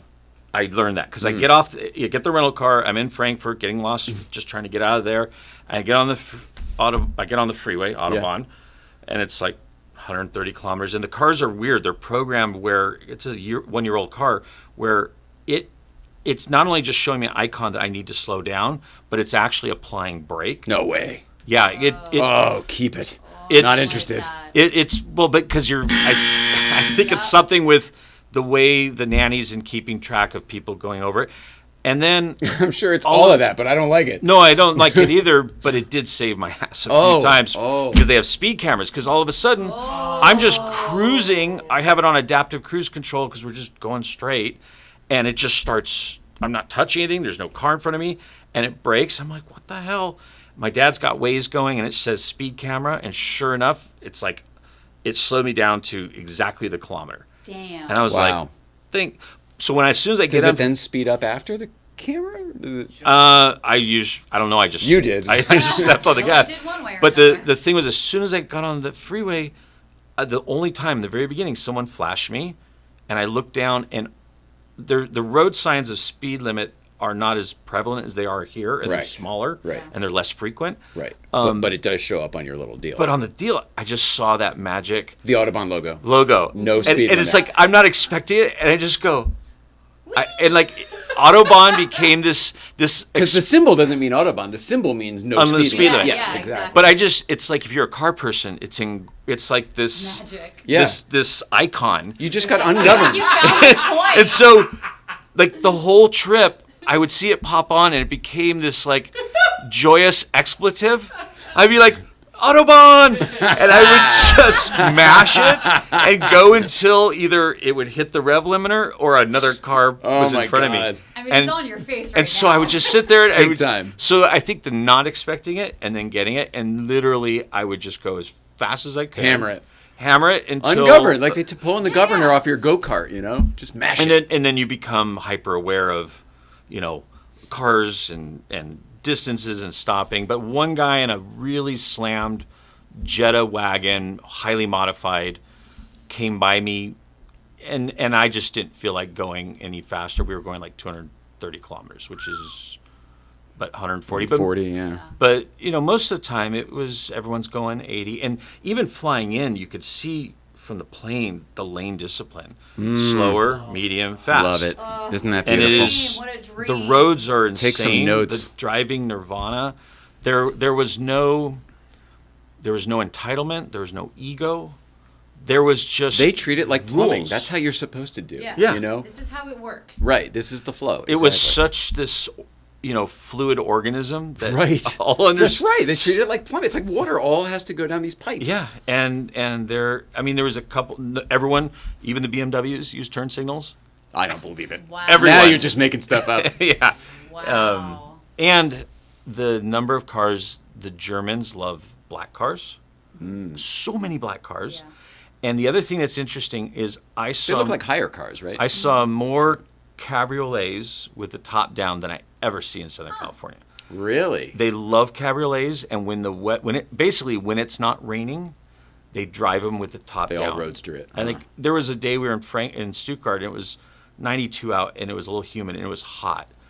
And one of the guys at the Porsche ex-employee, he's retired. He came in his 993, and the top was up, and I was like, "Hey, Tony, that's kind of unusual." He goes, "Oh, it was just thunderstorm." Right. And as soon as he parked, and we're gonna go hang out in the FLB clubhouse. Drop he put the top. He's parked. He's not even going anywhere. And he put the top down. But It's a yeah, lifestyle. the Autobahn is a joyous thing. I wish there was more opportunity. We traveled 2,500 kilometers on our trip, and I'd say half of that was on the Autobahn, and of that, maybe a fourth was unlimited. So now you're ready to drive in Connecticut then. You've been warmed up on the Autobahn. Is that what it's like? No, this is a little known fact, though. If you didn't know it, you can look this No. up, that the Autobahn, the design of the Autobahn, apparently was based on the Merritt Parkway in Connecticut. Really? Really? Hitler very much liked the cleanliness of the design. Awesome. A divided highway with a little, grass-like park in the middle. And the actual sign for the Autobahn is basically a picture of the Merritt Parkway with a bridge and the thing Oh, going yeah, with the- forever. Yeah, that's...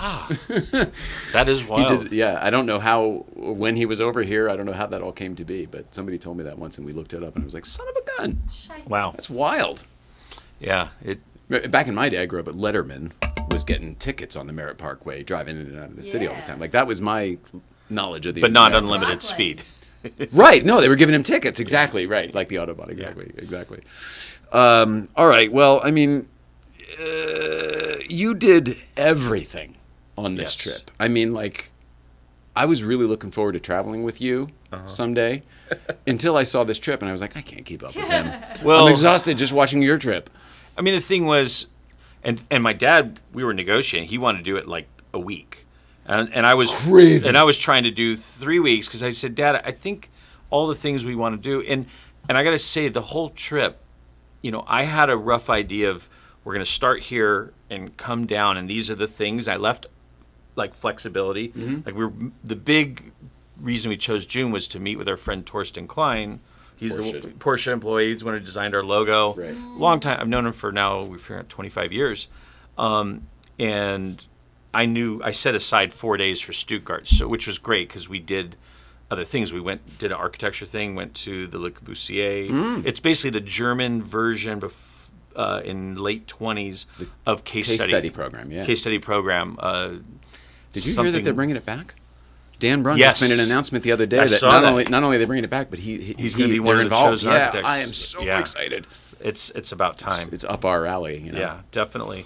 And it It is. It's 70 years later, right? That was in the Yeah. It was in the 40s. it was a post-war. Eames House was built in 49. Oh, no, it and was there was during the delayed, war. So it was actually early It was 40s. probably the late 30s is when the program started. Design, yeah. Because I think Los Angeles was looking for ways to expand and do affordable, interesting housing. And the architectural magazine, John Intenza, Yep. John Intenza, Yeah. whatever. Yeah, and they put on that program. And I think at the same time in the late 20s, Germany was going through the same thing, and they had the Bauhaus movement, which Yeah. was tied in, similar idea. Yeah. I mean, different A climate. little more bohemian, but same idea. Yeah, same idea. And a little bit Art Deco because some of their stuff was a little heavier too. Yeah, I have. It's called the Weisenhof What up, Daryl? Museum. Daryl was on that other thing last night too. All right, here we go. Yep. There's the white. Oh my God! Yeah, it looks just like. It's outside of Stuttgart. It looks like a case study. I mean, building. that thing was Yeah. built, but that was built in 1927. Okay. Wow. And we saw castles. We tried Yeah, to you go did. in. Look at that. That was a huge castle. This one we went right to the Cute. castle front door, but literally it was Wally World's not open. Let me see. This is a castle, and we have many tapestries. Exactly. But And if you are a Scottish lord, then I am Mickey Mouse. yeah, I think with the whole trip was we had these points. There was things we wanted to do. I wanted to do northern part of Germany, go to Wolfsburg, Cologne. I wanted to go see the Bauhaus. I confused that. That's near Berlin. But it'll be another trip. But it was sort of Frankfurt, fly in, Nürburgring's closest. Yep. Next is Stuttgart, down the road. Straight to Porsche. And that's Porsche and Mercedes, Mercedes. and the FLB, which is like the R group. It's all. Oh, right. Yeah, they're a really interesting group. It's all current or ex Porsche employees, and they literally built a clubhouse. You would love it. Yeah, no, I will, especially You'd because love of it. some of the Frankenstein projects they came up with. Well- You posted a picture of a 997, with a which G, is with a an air cooled. which is a water-cooled car, second-generation water-cooled car, and that had an air-cooled 993 turbo engine. in it? 964. 964 engine. turbo engine, yeah. But basically, Porsche had this factory cup car that they weren't using, and they had parts. I mean, They donated it to this Well- little non-program program. I think what happens, from my understanding, is they don't donate it. The people with FLB notice it sitting outside for too long, and they just say, "Can we have that?" Like there was a picture of a 993 chassis on the wall.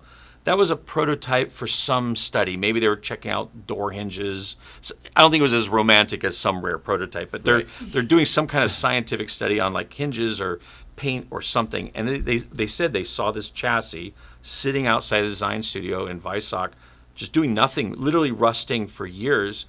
And they finally said, "Can we have it?" And they're like, "Sure." You're all right. So they give them all kinds of stuff, which the funniest thing was during Le Mans happening, that clubhouse is open 24 hours. They're all there watching and drinking and barbecue and drinking. And Nice, invite me down here. and they are I'm having, in. and they're such fun people to be with.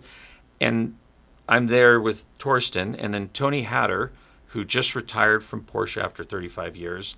Tony designed the 993, the 997, I think, with Grant Larson, the 981.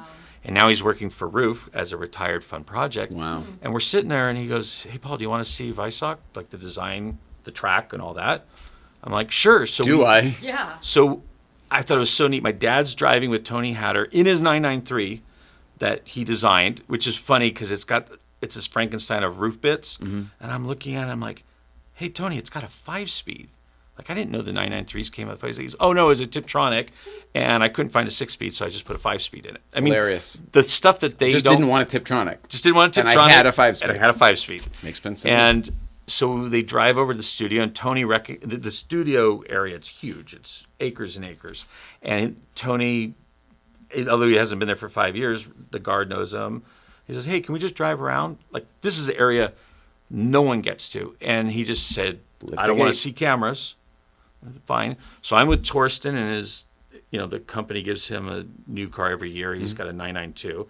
And we're just driving through the back lot, and I see a row of Spider RSs, like 12 of them. And Torsten goes, that's death row. They either going to be crash tested or they were going to be crushed.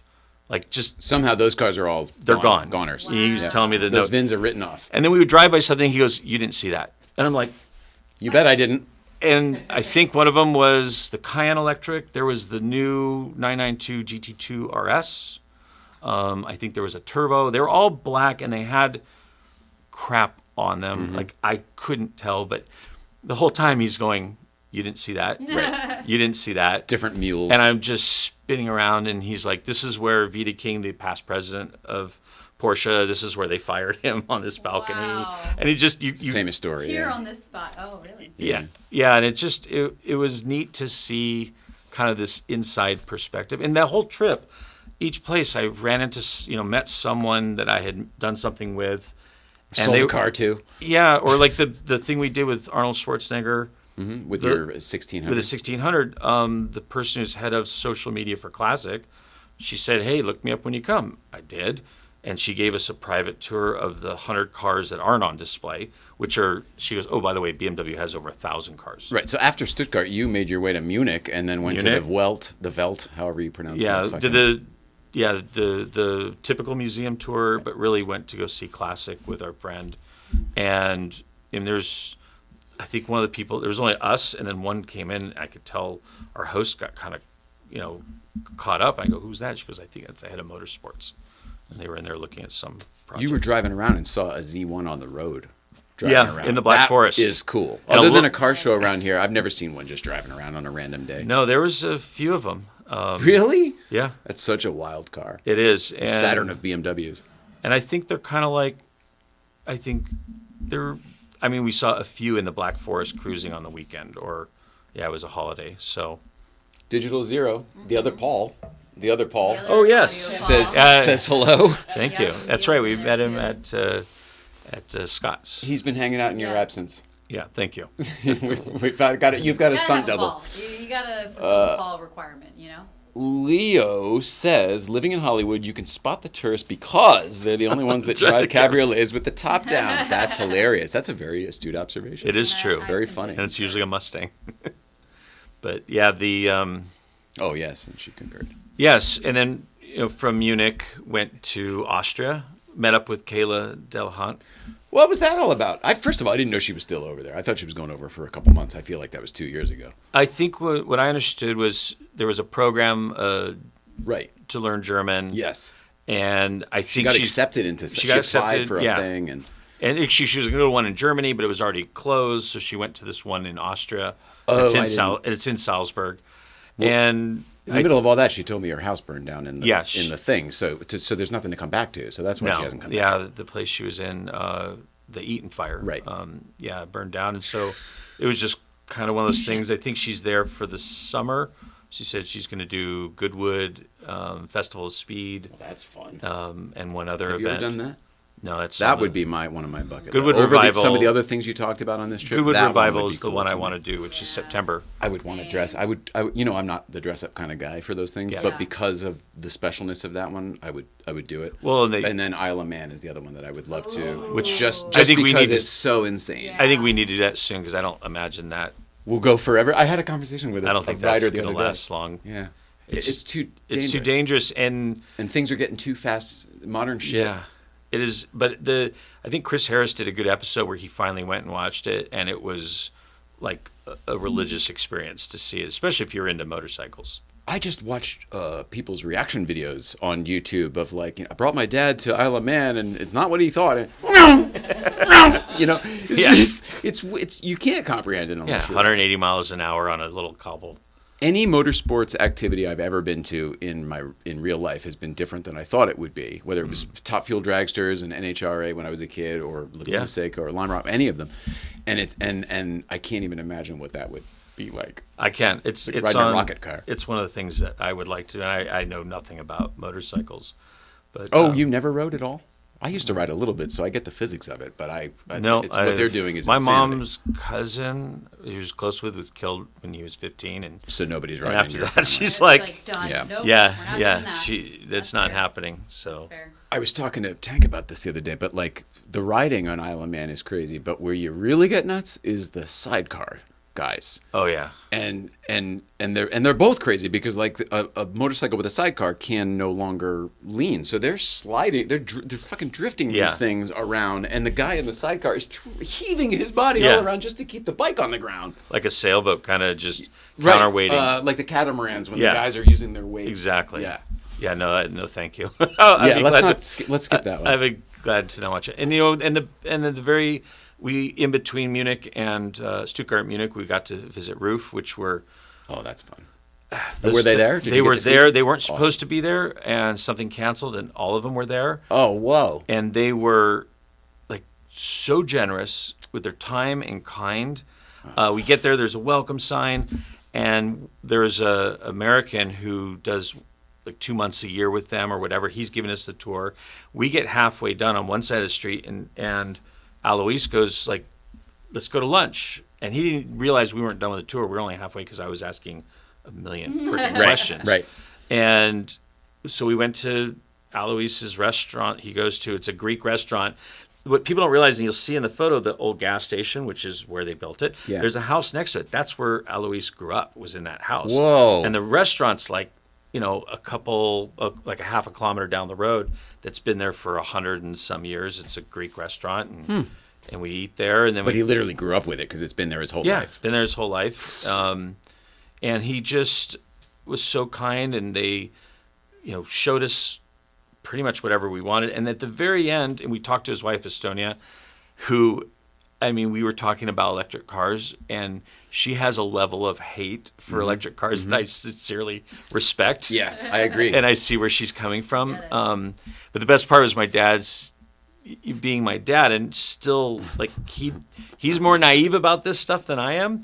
And so he's like, we just went to Weissach, we saw their test track. Mercedes factory had a test track. He's like, Where's your test "Where's your track? test track?" He's like, "The streets are my test track." Right. And my dad thought that was the greatest. What an answer. What an answer. But he said it out of sincerity because he builds road cars. He doesn't build track cars. Right.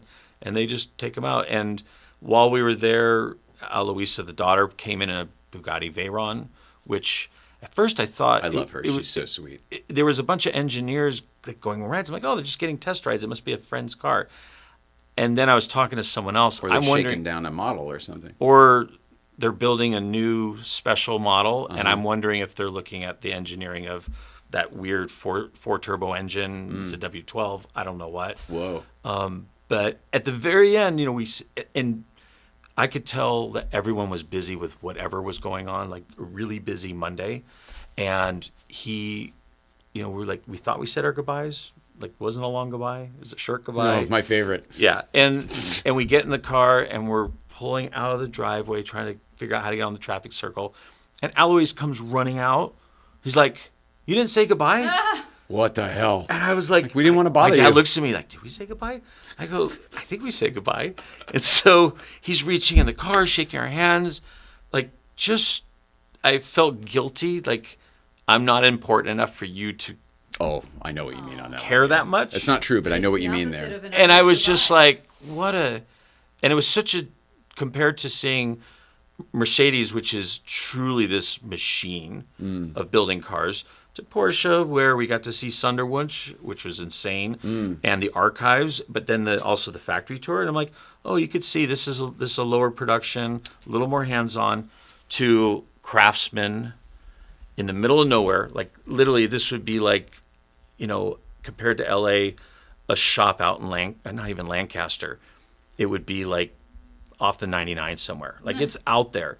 And the amazing thing was I don't even know where the 99 is. towards Mammoth. Oh, Like wow. Bishop. Okay, got it. It's like Yeah. Bishop. It's really far Right, I out know there. Bishop, sure. And I'm asking, and they had a large number of young people working there, like very passionate young people who you would think want to live in an urban center like Frankfurt, like Stuttgart or Munich. It's different these days. And yeah. and some of them commute from there, but he seems to attract, and I don't think it's his pay, but they learn a lot because you do everything. Yes. Yeah, and it was like you said before, true craftsmen. and Find. Right. you kind of wonder, is this what Porsche looked like in the 50s and 60s? Totally. Like Totally. very, like you could tell this was, Building them in a barn. but a family, like Yeah. you know that they do other things together besides just work. They're the Emerys. The Emerys to me are the Porsche family Yeah. of today. Very much so. Like that's just what they're. Yeah. Rod sets and they all just. Yeah. I'm looking forward to seeing what those kids do, whether they stick with the business or do other things, because they're all just as spectacular as he is. And not to make it a Rod Emery thing, but I love that family, yeah, and I've made that connection before with the. No, Porsche. I think that's a really adept connection, and it felt that way. And same with the roofs, obviously. It's yeah. very similar. Just they're closer.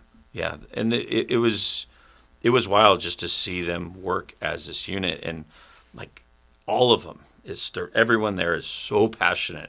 I mean, we met the head painter, and they're building the first rodeo, which is their safari build. It's not their first rodeo. Whoa. Second rodeo. Sorry. Anyway, and this is the first one to be sold to someone, and we're talking about it, and he's telling me the color. I probably can't say it, but it's not a color you'd want something spectacular, something unique, and it was sort of Humdrum. boring, and you could see Boring. he was just sort of Straight up boring. frustrated. Sounds like gray to me, folks. yeah, Yep. not quite, but just as bad. But you could see he wanted to do something special because they're the one they display is that orange color. Mm-hmm. I think it was brown when it was a prototype, and then they made it working. I know what you mean, a sunburst kind of. Yeah. Yeah. But and then we ended the trip going up to their version of Good Vibes Breakfast Club. Dude, that was hell so yeah. cool. The fat guys, right? Yeah, Sorry. Ferdy Porsche. Sorry, F.A.T. F.A.T. Mankei, which is Not really fat guys. It's hard enough to explain this kind of like a Good Vibes thing to someone who's not a car person. Sure, but yeah. try to explain why it's called that, the F.A.T. Mankei, which you can go to their website. Yeah. And it is See a the ice business. racing you have. Okay, so you know Yeah. so it's Yeah. those guys, the F.A.T. guys. Yeah. But the thing the was, fat guy. we spent 20 minutes talking to Ferdy Porsche. Oh, and we met Hans Peter Porsche. I'm wearing the shirt. Yes. At the day before in Salzburg for this one rally they do once a year, and we're there on that day. And Kayla knows. Does that say Traum Week? Traumwork. Traum. Traumwork, which Oh, is sorry. like Traumwork. kind of like dream builder, like an imagination center. Ooh. Because his whole museum, which is right on the Austrian-German border, is toys he's collected and train sets. Oh, interesting. And you'll see, I'm going to start posting like days of some stuff, but It's the sequel to Thunder, right? Days of Some Stuff. days of some stuff. Okay, Tom Cruise is Wasn't- in development right now. Yeah. I like the logo because if you flip it upside down, it's exactly the same. It's one of those That's That's his like my initials. AZ. like race car. And here's the wild thing is the layout of the museum is the logo. Come on. It is. Get the fuck It's outta a here. sort of a you go up and you go under, and there's no stairs, which for us was thankful. That's It's ridiculous. just one big ramp where you start and you go up and under and then Yeah. over another one. Cool. And then in each circle, one is a. Did they have to some point bit- that out to you, or did you notice it as you were doing it? No, as we're walking, and I'm like, holy cow, Dad, this is. We're walking the logo. We're walking because we were. Because the from one- the sky, this building must look Yeah. like that then. I think it was a box, but it's inside okay. how they laid it out. I gotcha. But the thing that I've gotten used to is like as we're planning the days, I'm concerned with how many steps we're going to take. Yeah. Like trying to take the least amount of steps. One place we were the second to last night when we were in Austria, was very clear to these people it has to be. These are little cottages that they're turned into hotels. No one in this little town where we need to stay has elevators. So I finally connect with someone. They speak English. I'm trying to translate. We get there and so the way their floors work is ground floor is 0. Then it's 1, 2, 3, 4. Yeah. So he's like, oh, you're on the 3rd floor. No, it's the actually- 4th floor. Right. And it was all stairs. And my dad, I thought, was going to lose it. It was nice people that carried everything they could. They're but counting flights, right? Instead of exactly. right. Okay. flights. Right. And so looking at the museum, and I'm looking at it beforehand and trying to look, okay, where can we walk? Some of the places you went, I was kind of surprised you went because they're huge. The Welt, the BMW Welt, is massive. That one, you take an elevator up. Okay. And then you corkscrew down. Kind of corkscrew down. Mercedes was the same way. Okay. Porsche is just one level. Porsche was Right. actually pretty small. Okay. Did you go to that other building with other? He tried to, but Okay. Torsten was great. He got us into the archives, which was... It's probably even better. I'm seeing that logo. That logo I was holding, Mm-hmm. that is the very first actual physical drawing of the Porsche crest. Wow. So, and the funny thing was, this guy who ran is a historian. He's not it's funny, he's not a car guy. He worked for another company as a historian and almost like a doctorate in library science. Whoa. And That sounds he's fancy. trying to organize, Doctor in library. they're trying to organize the amount of stuff they have. Yeah. Like, I'm walking through these file cabinets and there's trophies stacked on them. Like, I read one, I'm like, 2016 IMSA championship trophy. Can't even keep up with it. And There's and then 15 of them. He's showing me and then there's the thing where you spin the thing in the I know what you mean. All the of the file stacks, cabinets the stacked stacks, together. the stacks, So he opens yeah. one. He goes, "This is every race. There's a 3-ring binder for every race car they built, and this is going from 50s, 60s, 70s, and 80s." And he opens it up, and it goes way down. And I'm looking. I'm like, "Can we look in one?" And he's like, "Sure, pick one." I just see right there, 1974 IROC series Penske. Whoa. I grab it, and it's the original communications. It's original drawings. It's stuff about switching wings, colors. What the heck? And I'm like, I go, I could spend all day Just looking at in this.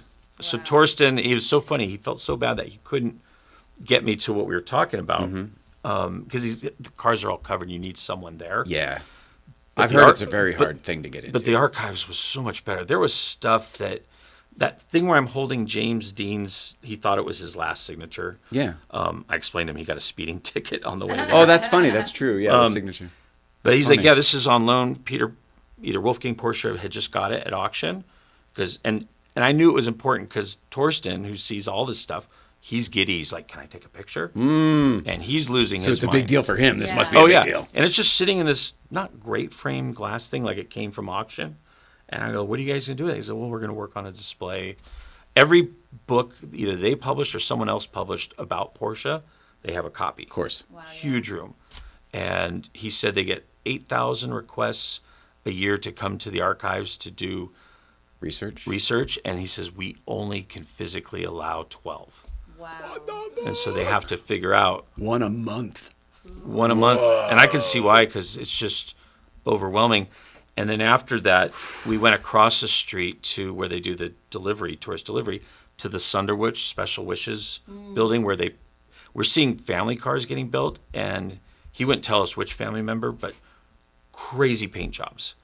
There was an ST that was painted a paint to sample orange with the Martini hippie long neck livery in gold leaf. Whoa. Wow. That was, and I wasn't allowed to have my camera in there, but it was, just the stuff I'm seeing, I'm trying to remember it. Our remember trips it. had so many parallels where, that's what we had to do with the Yeah. Goonies thing too, because we weren't allowed to take Yes. our cameras into the house to see this thing. So you're doing everything you can to try to remember. mentally, Remember. yeah. And I know I'll it forget. brought me back to my childhood when that's what you had to do. Yeah. Like Yeah. you were lucky if you had a Polaroid or something, or maybe a camera to take a couple pictures that you would get developed 2 weeks later. Yeah. But one of the neatest things I saw there at Porsche, and it's funny because the head of Sunderwich, a guy named Roy, very nice, Love that name. he couldn't understand why I was so excited, and even Torsten, who was our host. So Porsche doesn't own any dealerships. They all, even in the other part of the world, they're owned by someone else. They're individual, yeah. They are manufactured. They own one dealership, and it's right there next to the delivery center, and it's only used cars. And it's a dealership, and it looks just like a Porsche dealership you go into, your average new one, but the cars aren't displayed like a typical dealership. Like they're like lined up, like they're just stuffing inventory in this dealership. Because they're all going to move, right? And he says these are all the employee leased cars. Huh. And after a year, they have to come back. We basically do our version of a CPO, but we can only sell them to people in Germany. Wow. So they are restrictive because I was asking Torsten, he gets one every year, and there are certain things they can't go too crazy. With their pick of the because they design. have to, like, With there's the a builds. lot of black ones because he's like, black sells the best. But then I'm looking at this one color, and it's in one of my photos on my Instagram, and it's like this grayish throwback color, and it had some name that I didn't recognize. I said, what's the deal with the color? He goes, oh, this car, they were testing a potential either PTS option, paint sample option, or a standard color on a future model.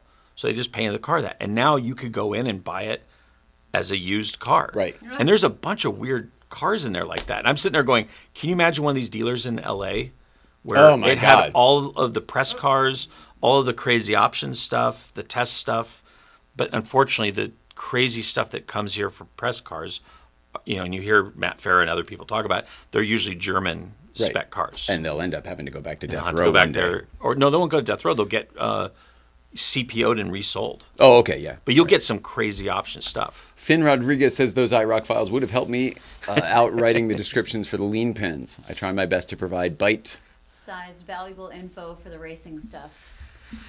There was so much. My dad could see that I was losing my shit. too much. I just watched your reel. So freaking cute with all those photos. Like, I mean, you guys are adorable. even when I posted that one, we're coming into Stuttgart. Our tour of the factory isn't until the next day. We're just trying to find the hotel, so we're just following directions. We get off the freeway, and everything says Porsche Strasse, but it's not just Porsche Street. It's in Porsche's font. I go, man, this is like the municipal just prints it in their font, not just the. And as we're turning, It's funny. It's like Disneyland. we're just trying Kinda. to find our hotel, but it takes us into that view you see everyone post where you see the museum with the three things. Yeah, yeah, you see the yeah. Porsche factory Right. here, The roundabout. the roundabout, Right. and I'm just thinking we're going to our hotel. It's just another one of the 100 roundabouts we did today, and you could see in this video I am losing it because I'm like not. There's the this. Well, because it's everything in one. And you're such It a is historian, all it too. It's like, was. that's the original 911 factory. There's the bridge where they carried the things Yes. across because the paint shop was across the street. Exactly. Like, there's all this history. And my dad's cracking up because I don't think he's seen me this excited Since you were a kid. But like We nonstop. had parallel trips. You We really did. You really did. You should have seen us talking about this last week. We were talking about felt like we went to camp together, like me and this guy that we were talking because we had this experience. It Yeah. sounds like you did the exact same Yeah. thing. Yeah. It was, and He looks young when he's Yeah. No, your eyes. Oh, yeah. And like your eyes, your cheeks, like you were lit. and it was Lit up. and I was so glad Absolutely. because it just the trip could not have worked more perfectly. The doors that opened, the timing, just seemed uncannily like perfect. Yep. Like even that Mankei thing, I had booked a room to stay on the other side because we were supposed to go to the original Gamoon, which we didn't have time, and it was I was coming gonna around ask the about that. and it was coming around the back way just because and the next day we'll go by this Mankei thing. It's just a regular like restaurant. It doesn't have a big event. While we're on the trip the week before, Torsten goes, oh, by the way, that Friday they're going to be there. I go, oh my God, we're going to be there anyway. And because we were staying on the backside of the Glockner Pass, we didn't deal with all the traffic. We just got there at 7:30 or 8 in the morning, and so it was even As you easy. It do. was even it was convenient even for you. convenient, and we were going that way anyway, and we're there. So like when I post that video, like this is here, the 963 they've all been talking about, a 917 streetcar that was registered in Alabama. Did you saw that silver 917? Yeah. That was for Monte Cristo. no, not Monte Cristo. Rothmans, the Rothman Count. Chocula. Whatever the Rothman guy, Martini guy. Anyway, they wanted it to be on the street. Wait, the Martini guy and the Rothman guy should be different guys. Yeah, there are different guys. Okay, It's the yeah, okay. the Count something Martini, but that 917 was Hour a and street 45 car, minutes in, you and lost all credibility. I'm sorry. They tried to get it registered in Germany. They couldn't, but they registered in Alabama. But Alabama was no problem. And Alabama said you could do this, just don't drive it here. It's very Which is Montana funny of because you. they're not driving it there. And They s- just needed to register it, and then they shipped it. Exactly, and they just brought it to Germany with Alabama plates. Wow. And so That's while so we're there, and it's they're not supposed to open until 10, and we're there at 7:30. They're trying to put a license plate. Don't mind us. They're trying to put a license plate on the front of the 917 and that 963 because there's a speed camera right in front of the thing. Oh my god. And so they're putting a plate on just so they can drive Past up and the down thing. this thing. Yeah. It was the pictures of the location of that clubhouse yeah. is insane. Oh, yeah. I would love to. That's on my bucket list to see and go to that You one would day. you would love it. It feels like I you're feel like in I've got to go with painting. you though. Now after all this. Well, it's funny because our friend Gen sent me a picture this morning when he went, and it was raining and there was no one there. Oh, you're shitting me. And it could happen. There'd just be a regular day and it's wet weather and no one goes out and it's just empty.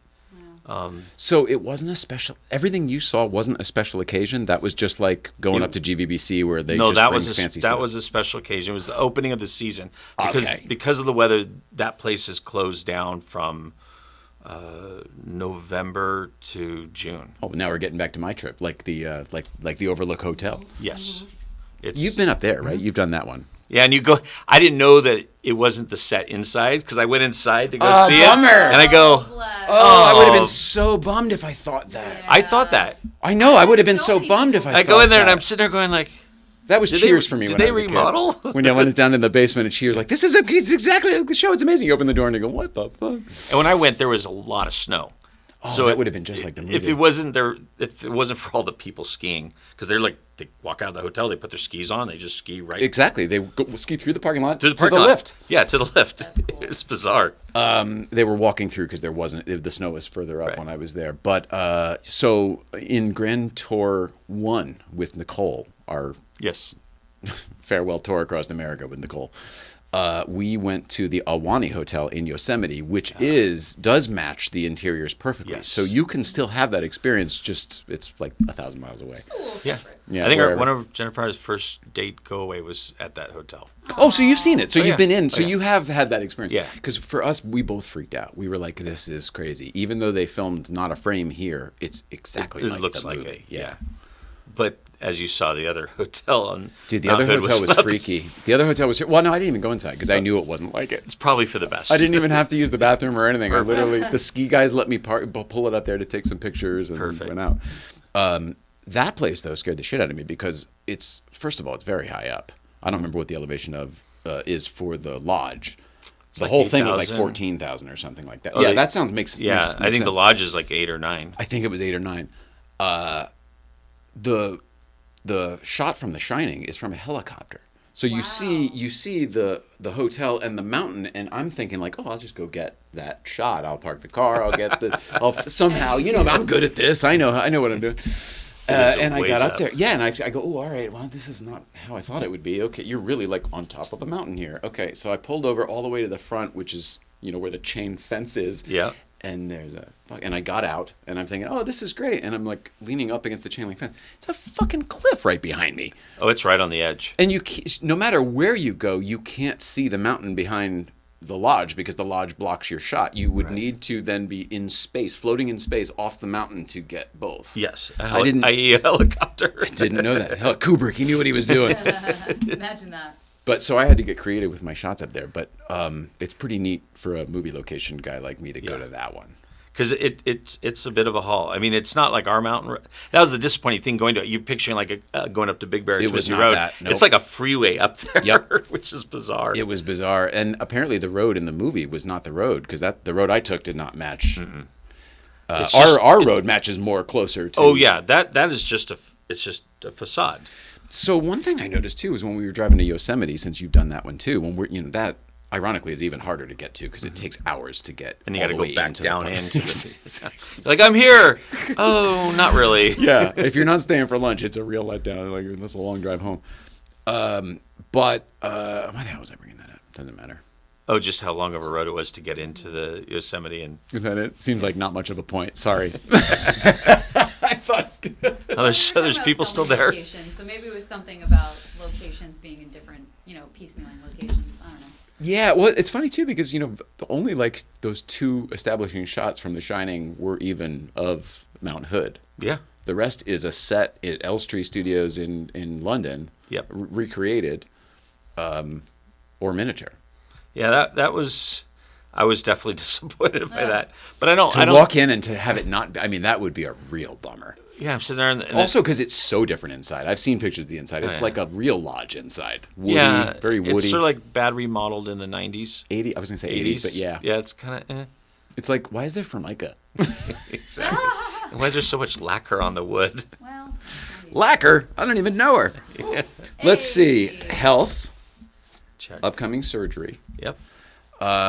Really, it seems like people can probably help you by just sending you well wishes, but staying out of the way. I mean, how do people support you right now without annoying the shit out of you?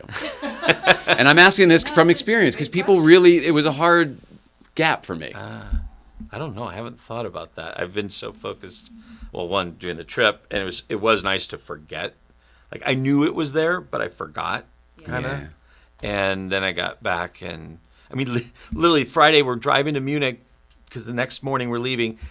My doctor, who I have yet to talk to besides an appointment, calls me. Like, I'm on the Autobahn in one of the happy places where I'm speeding, and it pops up on the Apple CarPlay, UCI Medical. I'm like, he's like, and he's telling me about the surgery, and I'm driving, trying to think of what I need to ask him now because he never calls.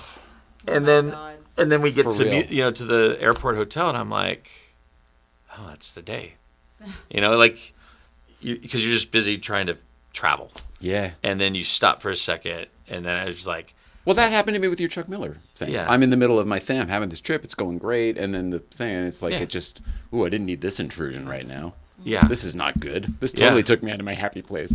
no, and it was. When you got off the phone, were you able to get back into it and then just... Well, we were at the end of the trip. We're finally at the hotel. We're staying at the airport. We're literally leaving the next morning. Oh, okay. So it was at the end of the trip, which I was glad because it was at the end. Yeah. But I was like, boy, the end just we arrived. cut this off quick. It was Yeah. like Yes, there was that's no No afterglow. afterglow, no spooning, just reality. No cuddle. Whipping Yeah. I can't believe back that's into So- reality. Nicole's laughing. I mean, I'd say going back to your question, just patience with me while we, AutoKennel will still be open. Yeah. We're gonna, take on less. Mm-hmm. My dad's gearing up to help. My nephew, who's been, he's just graduated his master's in hardware engineering, and I have him doing car shit. He's willing to help.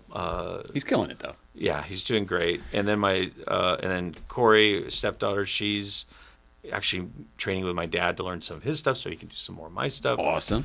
Nice. The neighbors like Pinstripe Chris and my other neighbor Barry have offered to help with move cars. Yeah. So You've got know, a support system. yeah, it's just we're just patient in terms of getting back and communicating. It'll be not as rapid as I usually am. That's good advice.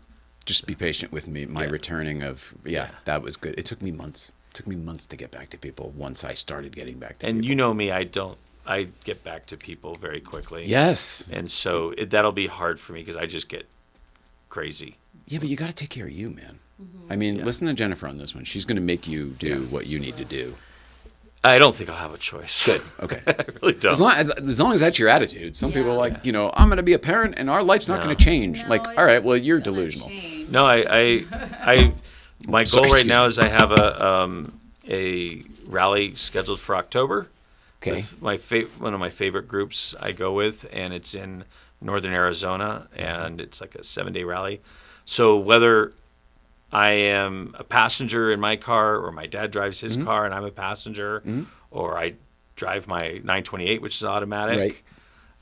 My And very goal- comfortable. And very comfortable. My goal is to somehow Go. get well enough to go to that in some capacity. I say that's going to Yeah. be no problem. Yeah. That's going to be October is no it'll be problem. great. We're going to be in Astoria before you take that. I hope so, trip. because every doctor I mention it to, they go, huh. But I also don't think they understand. I mean, none of them really understand what I do. Correct. Yeah. This is a lifestyle. People They don't. get. They really don't understand my lifestyle. Yeah. I'll show them the website, Yeah. and they just sort of look like a German Shepherd that They're like, kind of "So goes you're a like car this. salesman." Oh, Right. You're like, no, it's literally a lifestyle. yeah, and a career and everything. And everything. It's all of it. Yeah. If I can advocate for you also for a moment, for people not to put their emotions on you. Oh, 'Cause that's shit. something that we see all the time. When someone's going through something, then people want to be like, oh, like, I feel this way, or like, I'm so sorry. It's like, My cat died too. yeah. Dude, don't It's start like, with me. you You don't know that. need to be taken on I their had that emotions. Trigger. I know Yeah. you did it. Go feel how you're feeling with other people, but not with Paul. Yeah, and I I love it. You guys always say what I'm thinking. Yeah, that's why I'm I like, said, can I admire advocate you for because I here? want to be able to say what you say. Yeah. Um, People don't. I mean, it's coming from a good place, but like be mindful. Just be mindful that Paul is the one that's going through some shit. Yeah, he knows you're sorry. Blah blah blah. You don't have to put that on him. Yeah. No, because a lot of people have said, "Oh, my grandma had a hip surgery. She was up the next day," and I'm like, I'm guilty of that. I told you. I was like, oh, Susie, 3 days, And it's okay because I didn't. When he told me that, I was like, I think I referred to Susie. Yeah. I know a person. She's like, mature, and she hopped right to it. He's like, my doctor he could be German, no sense of humor, and pretty cold. He just goes, All right. that is not the same thing. Yeah. oh my God. And his response was, dry. it's going to be like a bomb went off. Mm-hmm. I think Jennifer had that look. Thanks for that, Doc. But Ooh, look at you. that is Dakar? it's a Moon Gem Dakar. That's 30 Porsches. Moon Gem, not Moonstone. Not Moonstone. Wow. No, and it was something someone corrected me because I did do it wrong on another car. But it's it has more. I think it has to do with the way they did the color, and it was something different. Oh, yeah. Thank you. Oh, it's Timothy just so good looking. I Edwards. wanted to see. Wow, that looks great with the white wheels. That is Holy really moly! nice. And then Wow. It's like a Mary Porsche Kay Dakar. logo is like a dark. Like a raspberry or something. Yeah, like a dark. These are like my branding colors. That looks like the purple that I use and the burgundy that I use. I wish you could see inside because the leather is Holy lavender. shit. Wow. It's got like a lavender tone, which sounds weird, but it's pretty subtle with moon gem accents. Moon Gem. Gem. I know it's a weird sounding name. Well, I think it's like Ruby. Remember they did Ruby Stone and then they did Yeah. Ruby Star. Yes. but Yeah, it's that's a little very bit more similar. purple. It seems like the new Moonstone. And Wow, that is so good look. Oh God, Yeah, I do that that's all the really time. good I looking. do that all the time. Oh, and you did it too, so now it's there Hey, forever. That's kind of cool. yeah, great.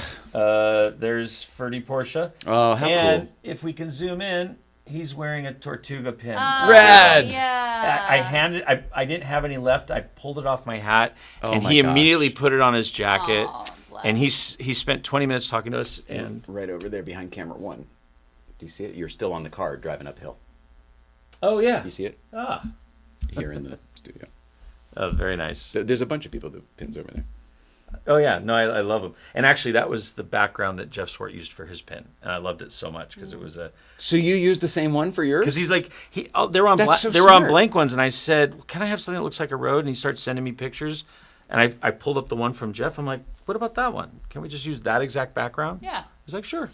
Hilarious. Love it. Because I think it was Pikes Peak, 'cause it was going uphill. It's perfect. Yeah, Oh yeah, congrats to everybody from Pikes Peak last week. What a yeah. frickin' Lonnie Unser kicked ass. kicked ass. I mean, I'm just So- picturing so all the Jeff Unser was- family are sitting there going, and Jeff Swart drove up in an air-cooled car. And Yeah. finished 6th in class Yeah. in a A BBI built 25 993, right? 25-year-old, design. Yeah. It was It's a pretty- 993 BBI, right? Yep. And then Miss Amelia, she Yeah. did okay. She in the Cayman Cayman GT Cup? GT4. It's the same Cup thing car, I that think. Johnny did, right? I think so. Yeah. And then Porsche Malone too. Cam. oh yeah, Cam ran as he's well. he's becoming very good. Yeah, this is what he does now apparently. Yeah, I didn't even get to see him on the last trip. I He was so haven't busy. been on a track in so long. When I was on the Nürburgring, I was like, it's just like an alcoholic returning to the bar. I was like, oh yeah, where have you been? Especially in somebody else's prep car too, because you don't have to worry about it. Well, no, you do, because they keep reminding you how much everything is. Like you crash, oh, the guy who picks up the rocks that you just screwed up, they're charging. I'm not worried about crashing. I'm worried about breaking something on the car. Oh I'm no, worried the about, cars. you break a tie rod or something like that. It unlike the Turo rental cars, these cars, like, because I walked around it and like the tires were new, they were matching, it had upgraded brake pads. It was I get all that. That's what I'm Yeah. saying. It's somebody else. It's Yeah, somebody someone else's. else's It's sorted not car. yours. Yeah. Yeah. yeah, it is. That is addictive. And now I know why my friend, Chris, who you met, Yeah. lives 6 kilometers away, and it's not even convenient for his job. He's based out of Asia. He has Whoa. to. It's the equivalent of somebody buying a house at the base of the crest because Yeah. they love. And Yeah. he's done hundreds, if not thousands, of laps. Yeah. And it showed because we went on his Cayenne Turbo, and it's like 2012. He was moving. Wow. Yeah. Anyway, I can go on and on, but Oh. I'll post a bunch of crap. You'll see pictures and videos and Road trip. How'd the Ed do? I mean, he made it back. All the pictures, he looked like he's having a grand old time. yeah. I wish I would have saved. Yeah, he had a great time. Good. Smile, And Dad. Good. Good. and Right. for his age and where All your videos. Smile, Dad. Yeah. And he would, yeah, it's great. Yeah. Yeah, he not a lot of 82-year-olds would put up with that kind of itinerary. Truly. And, and he, I would say the one thing he really wanted to do is go to Glashütte, I'm pronouncing it wrong, which is their Basel world, their watch center. Oh. But it was just, I'm looking at the map, I'm like, my dad's like, it's that far. And I'm like, oh. It's through many different hamlets again. Yeah. We have a little note here from Timothy J. Edwards. Best Paul, loved experiencing your trip on IG. Wow, recover well. Who's that from? Timothy J. Edwards on YouTube. You know who that is? I think maybe. I'm sure I do. I'm so sorry. If you go to my Instagram where you can save stories, highlights, it's Germany 1, 2, 3, 4. I Nice. filled them all up. So all the Shit. things I posted stories, I put in the highlights so you can see a lot more than I just put on our feed. That's pretty good. I gotta do. That's a good. And it's great because I can save it and then later look at it and leave it up there for as long as I want. No, that's a good move. Germany 4-3. God, we talked about the rally. R.I.P. Chuck Miller. When it comes to the road trip for me, one of the things that made mine was so nice was that I didn't build in all of the schedule that you did, and I was able to go with the flow. And then like some opportunities came up, and I was able to make some pivots and changes, and ended up having a completely different road trip out and back because of it. Is that something that you do or is your stuff normally planned out when you travel? No, or? well, the rallies, I'm not. See, people don't understand is I don't like putting on rallies. I like paying and being a participant. Because you don't want to do that. Because I don't crap. want to do that. Okay. And so I'm able to do that. But I did leave it like I knew we were going to be in Stuttgart for 4 days. I only had one thing booked, which was the factory tour, and everything else was open. Munich was 2 days. There was only one thing I wanted to do. And so Austria was 2 or 3 days. Mm-hmm. So I kind of left these lumps with like, if I had to make an appointment, like I had to have a factory tour booked for Mercedes and Porsche and the Nürburgring. Like those were the only 3 things. And then I had hotel rooms that sometimes we'd cancel a night in one, add another night on another. We get to a hotel, we're like, this hotel's rad. Let's just stay here one extra night. Oh yeah, Yeah. totally. That okay. So we were. that I had jives. these like pods, like 5 areas, and we can move them. They can contract or expand within like a Yeah. day on each end. So you are building it. Well, I a had little to bit of because I just didn't flexibility. know when someone would be available to do what we wanted to do. Right. And it worked out. And a lot of it was luck. And I'd say the biggest part was just the generosity of so many friends and even people I didn't know who said, you should do this. I mean, like Kayla reached out, connected me. We ended up going to this cool 1-day rally in a year that's on the day we're there. Perfect. Wow. And you'll see in the next couple of days insane Ferraris driving on the street that are Le Mans cars. Yeah. Look. Yeah. Oh, so yeah. All right. So speaking of things going not to plan, while I was in Connecticut, our mutual friend, Flat Six Sicko, Yes. reached out saying, "Hey, you're here during the Greenwich Concours," which I knew, of course. Would you like to drive in the Grand Tour with me? And that the Grand Tour, if you don't know, is a big drive they do the Friday before the big fancy Greenwich Concours every year. So it's usually nice cars, and it's usually pretty fancy. Cool. Yeah, it's usually. Bougie. He's out. So I was like, oh, well, this is very exciting. Oh, and our friend who invited me to drive has got I can't remember, a 50 Zero, but it's a milli 57, 356. Boom. Yeah, he bought it to do the Mille Miglia, the vintage one in Italy, and also come out and do The California. Mille. Yep. And it had to be 57. And he entered it a few times and didn't get in. Correct. Like this was But then he kept correcting the car. He kept doing more Yes. things on the car until it was right. right. Yeah. So he invites me to co-drive this car in the Grand Tour for the Greenwich Concours. And I'm like, I just straight up said yes. I don't know how I'll figure it out. I don't know where I'll be or when, but count me in. He tells the event people, who I think it was put on by Haggerty, so of course we know some of those folks. And they said, oh, it's Jay Ryan. Does he just want to drive yellow car? And so then, why am I blanking on his name? Ken? Yeah, Ken. Ken yeah. Vaughn, yeah. Yeah. He says, you want to just drive yellow car? And I was like, are you serious? With, I was like, are you with all these vintage cars? Right? Yeah. Awesome. expensive cars is all I was thinking. Yes, Yeah. vintage, but But of they're course all- really expensive yeah. cars. And so it was great. So we got there and we were putting the stickers on the car and everything. And I ended up doing the Grand Tour in yellow car.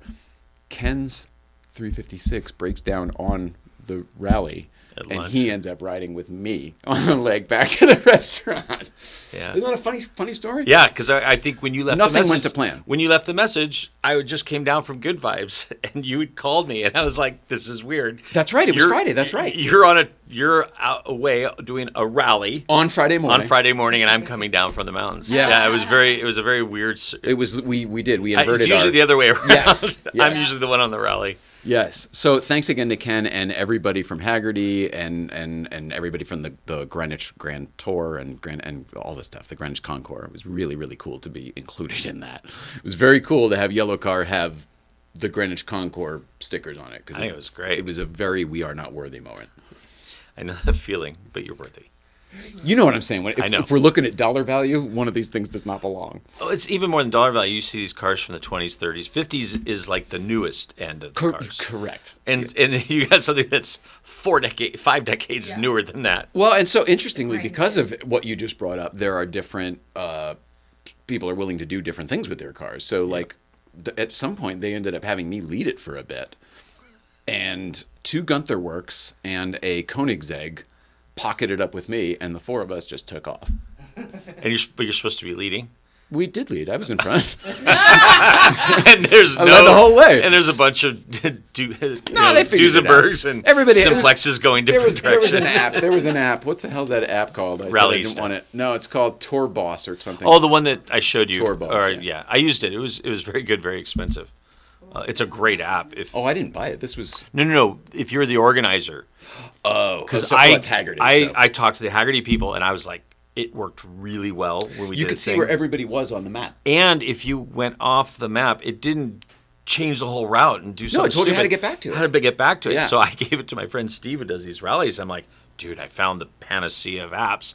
And so he goes and calls them, and they're like, oh, it's thousands of dollars a year. He's Oh like, shit! yeah, it's I figured. it's set up for Haggerty's and big companies, but it's a very cool app. Maybe they'll let me use it for the gentleman's drive. Yeah, donation. Yeah. Yeah, that's a good Well, idea. I think they would. I would reach out to Haggerty people, and then they'll Yeah. connect you. Yeah. So that would be cool. It'll be helpful. Not that it's too hard to get lost, but Oh, speaking of them. It's funny how our trips kind of paralleled. they even, were. even though we were doing the most different things you can imagine. Yeah. Well, when you were doing I was watching the episode of Goonie House when I was watching. I was going, I don't understand it because I'm not into that world, but I know the feeling you're experiencing, which is this camaraderie with friends and people that share your passion. It's the rally thing you get when you go on it is that. very much that high. We did of- this together. Yeah. And We you- went through something. and it's a little bit of escapism because you also get so sucked into that You can't do anything else. You can't do anything else, and all the things I would try to do, I just found myself. It's like trying to read Moby Dick. It's just like I'm seeing words and I'm not understanding any of it. Right. Let's call me Ishmael. Yeah, exactly. I think we've probably done it, right? Oh, God, yeah. we've gone over 2 hours. Yeah. Holy crap. Really long. This is for us, not them. Yeah, exactly. Aren't they all? I'm kind of Kinda finding are. that. If you do them more for you, they're a little better for everyone else. We still have a bunch of live people, so kinda like, oh look, We haven't killed them all Troy yet. friends and meeting new friends. Oh, so Troy built, and amen to that, Troy. Troy is the one who built the screen accurate Fratelli's Cherokee oh, Jeep hell yeah. Good that, job, Troy. that I was posting pictures of all week. And he was was he the one getting the signature Yes, of? from Kerry Green. Yes. Kerry Green, yeah. But he also did the stunt. Well, he did some stunt driving for some stuff that you'll see eventually. When the TV show comes out and stuff. It was really cool. Made a lot of new friends. It felt like camp. It looked like, and when you guys were last week talking about, which I didn't get to watch till yesterday, it looked like you guys were reliving camp. Yeah. And at band camp, we Yeah, my little Canadian friend. And then this happened, and then this happened, and then this happened. It was very cute. Doing this show last night where, you got 6 Goonies in one, we're all in the Brady Bunch doing the thing on the basement show with Dustin and Mr. Nast. It really felt more like it than even what we did here. Because that was just like a couple of us talking about it, and it's just 2 people. But then you had 6 with I their don't know what I mean. with their perspective. You get it. Yeah. Yeah. Well, and we were really together again versus just two people talking about it, what it was like for Well, everybody. when we do that with the rallies, is this one group I go with, we have like a party like a month or two after. A lot of times Oh. it's unveil of the video. And That's we'll fun. And we'll meet at someone's house and we'll do, kind of a potluck. And then watch your movie? And you watch the movie and then you kind of like just get a quick hit of nostalgia. Like a smaller version of the DWA movie premiere. Yeah, Yeah. exactly. But it's all people that just went on the rally. Like we're the only ones who care anyway. Yeah. So yeah. Get to the next one from Troy. Thank you for filming that. So fortunate to capture some of the footage you took. Oh, absolutely, my brother. I'm good at that. My wife taught me very good about getting behind the scenes. Yeah, it's. I'm not good at much, but the few things I'm good at it. And I've gotten a habit. I took almost 2,600 videos and photos. In 2 weeks. 2 weeks, drove 2,500 kilometers, I mean, two oh my God, I countries. get it. See, it's funny because those numbers mean they're not. I don't know how many pictures I took. I'd have to look that up. But when it comes to the mileage, I think Oh, at you this too. point I pretty much have everybody beat. You Like- put. Yeah, each trip is 11,000 miles, isn't it? This one was 9, I think. The first one was 11. The first one was 11,100. The second one was like 15, I think, or something, or 13. Or, Oh. I can't remember.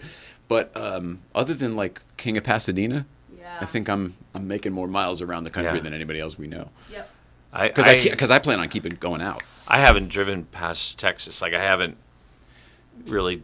I've Oh, driven to man. Idaho and Oh, Utah. we should do some But of I that haven't. stuff. I've always talked about sending my car and then doing the other rallies and the other events over there and doing stuff over there because, looking for new roads.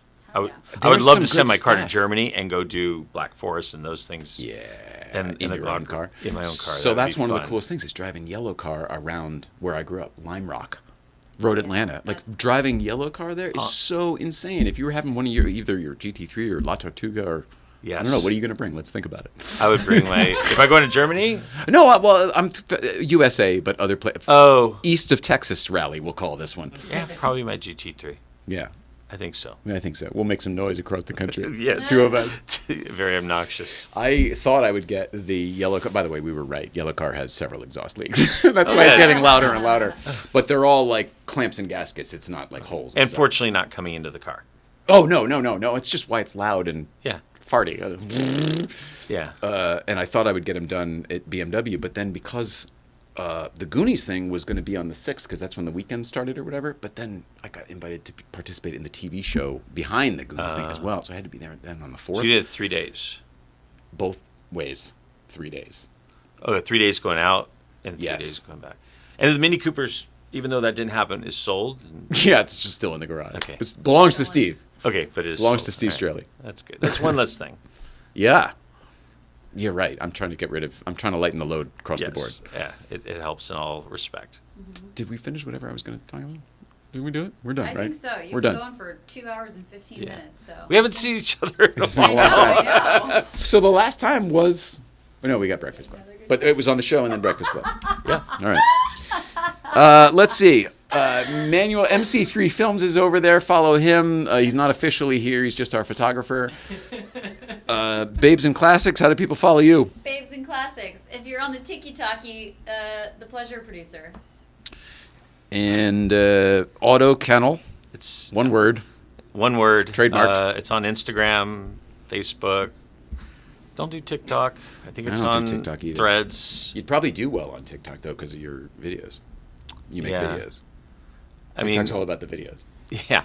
And actually, really, it's for me to remember. It's my little photo album, and Well, that's what. Yeah, that's what. and I we- save them, and it's great to go back and look at stuff. Same reason I do the rally videos, which if you go to our YouTube, which is YouTube/AutoKennel, are all our rally videos. That's why we started the Porsche Life thing. Mm-hmm. You know, me and Nicole. But I it's like I always thought, oh, I'll just look back on these things. But like now, that shit makes me sad. Understandable. I like looking back. You I do? mean, I haven't done that in a long time, but In the I- beginning, when she first passed away, Yeah, you did it, right? yeah, Yeah, I I did did it a then lot. too, a lot. 'cause it Jennifer really made me watches feel good. my videos a ton. Like I'll come home and she has YouTube playing on the TV, Yeah. watching a rally helping video. your I'll mec- watch my helping your old metrics. Stuff. Like it is good for memories. I Yeah. completely agree, and it takes you back to like a time and a place, and it's hard to go into your files and Look at a look photo. at all the old stuff. So when it's on social Yep. media, even though they could take it away from us at any moment, and I have had them taken away, and that was very sad. But I got it back. And I changed the way that Instagram works, by the way. But yeah. You changed the way Instagram works? Well, I'm pretty sure because before I was deplatformed last year, 2 years ago. We all know how painful that can be. Deplatformed? Yep. There's nothing you can take for it. Nope. Nothing at all. Just take it. Truly, there's not. But Using the whole fist, Doc? And I'll be quick because we gotta go. 'Cause everybody's losing their shit. Yeah. Sorry. So I was deplatformed, and I knew that I wasn't gonna get it back because they don't do that, and they're like, "Fuck you, community guidelines," even though I didn't do anything wrong. But California, companies in California have to give you copies of your data. So I kept badgering them, and eventually, after 2 weeks and 15 back and forths, they were just ignoring me. I was like, okay, I'm going to the state. I went to the state, and immediately I had access to my profile. Whoa. Now, there's a button when you lose your profile that says download your data. Whoa. Sweet. I did that. I'm sorry. Not sorry, because I got my shit back. Troy, the Fertelli's Jeep guy, says something you may not know. I was a daily vlogger on YouTube for 14 years. It's great to look back on my memories. My son... Growing up from his birth, pets that have passed, parents, etc. Wow. I just love the verbal handoff. We've got... It's like the baton. We've got it down. She just finishes my sentences. That's right. That's right. Which aren't even his. Perfect. All right. So, AUTOKENNEL, thank you for being here. Thank you you. for being my friend. Thank you for, everything, really. No, thank you. love you, man. I love you too, and I was like happy to be back, and I'll be there Friday on the mountain. Oh, nice. Me So, too. Yeah. I'm excited. Thanks. So Back to our normal we'll see you all programming. there. Yeah, exactly. Thanks, everybody. Thanks for being here. Thank you for watching at home. We love you. It'd be very unlikely that we would all get together and do this week to week if you weren't watching. So thank you for watching. Thanks for commenting. Thanks for playing along. Troy's got one more thing here. Got the Guinness record for longest running vlog series, number of episodes. How many episodes is that, Troy? What does it take? This is number 596, but it's not daily, obviously. Daily is tough. That's a lot. Daily's tough. That's a commitment. That's a Seeing if you've got reality an show. answer. Yeah, it is. Well, so on the Goonies trip, I hung out with all these YouTube guys. That's right, starting it over. Adam the Woo. We're saying goodbye right after this. Adam the Woo and Justin Scard and some other these Robbie Retro, and so they all do the video upload every single day. They got to go somewhere, do something, make it interesting, edit it, And and produce put it. it up So at night. much. I am on TikTok daily, and I've been doing that now for 10 weeks or something like that. But I also Holy shit! Oh my Jesus. god! Slacker, get 2 more in there, would you? Yeah, really. Jesus Christ. Seriously, why would you throw in the towel? Something must have happened. Sorry, go ahead. But anyway, no, I was just saying, but I've made it easy so that I'm not doing full vlogs, which is not my thing anyway. But it's a lot, and even that is. Everybody knows Jay loves the long goodbye. Yeah. This is the We longest. love you at home. Please love is one real. another. This is We'll real. see you out there. See you Friday, Epic Good Vibes. Bye. Oh my God, we actually did it. You hang up first. No, you hang up first. I know. Exactly. Roll this here. Group photo. We stay in here?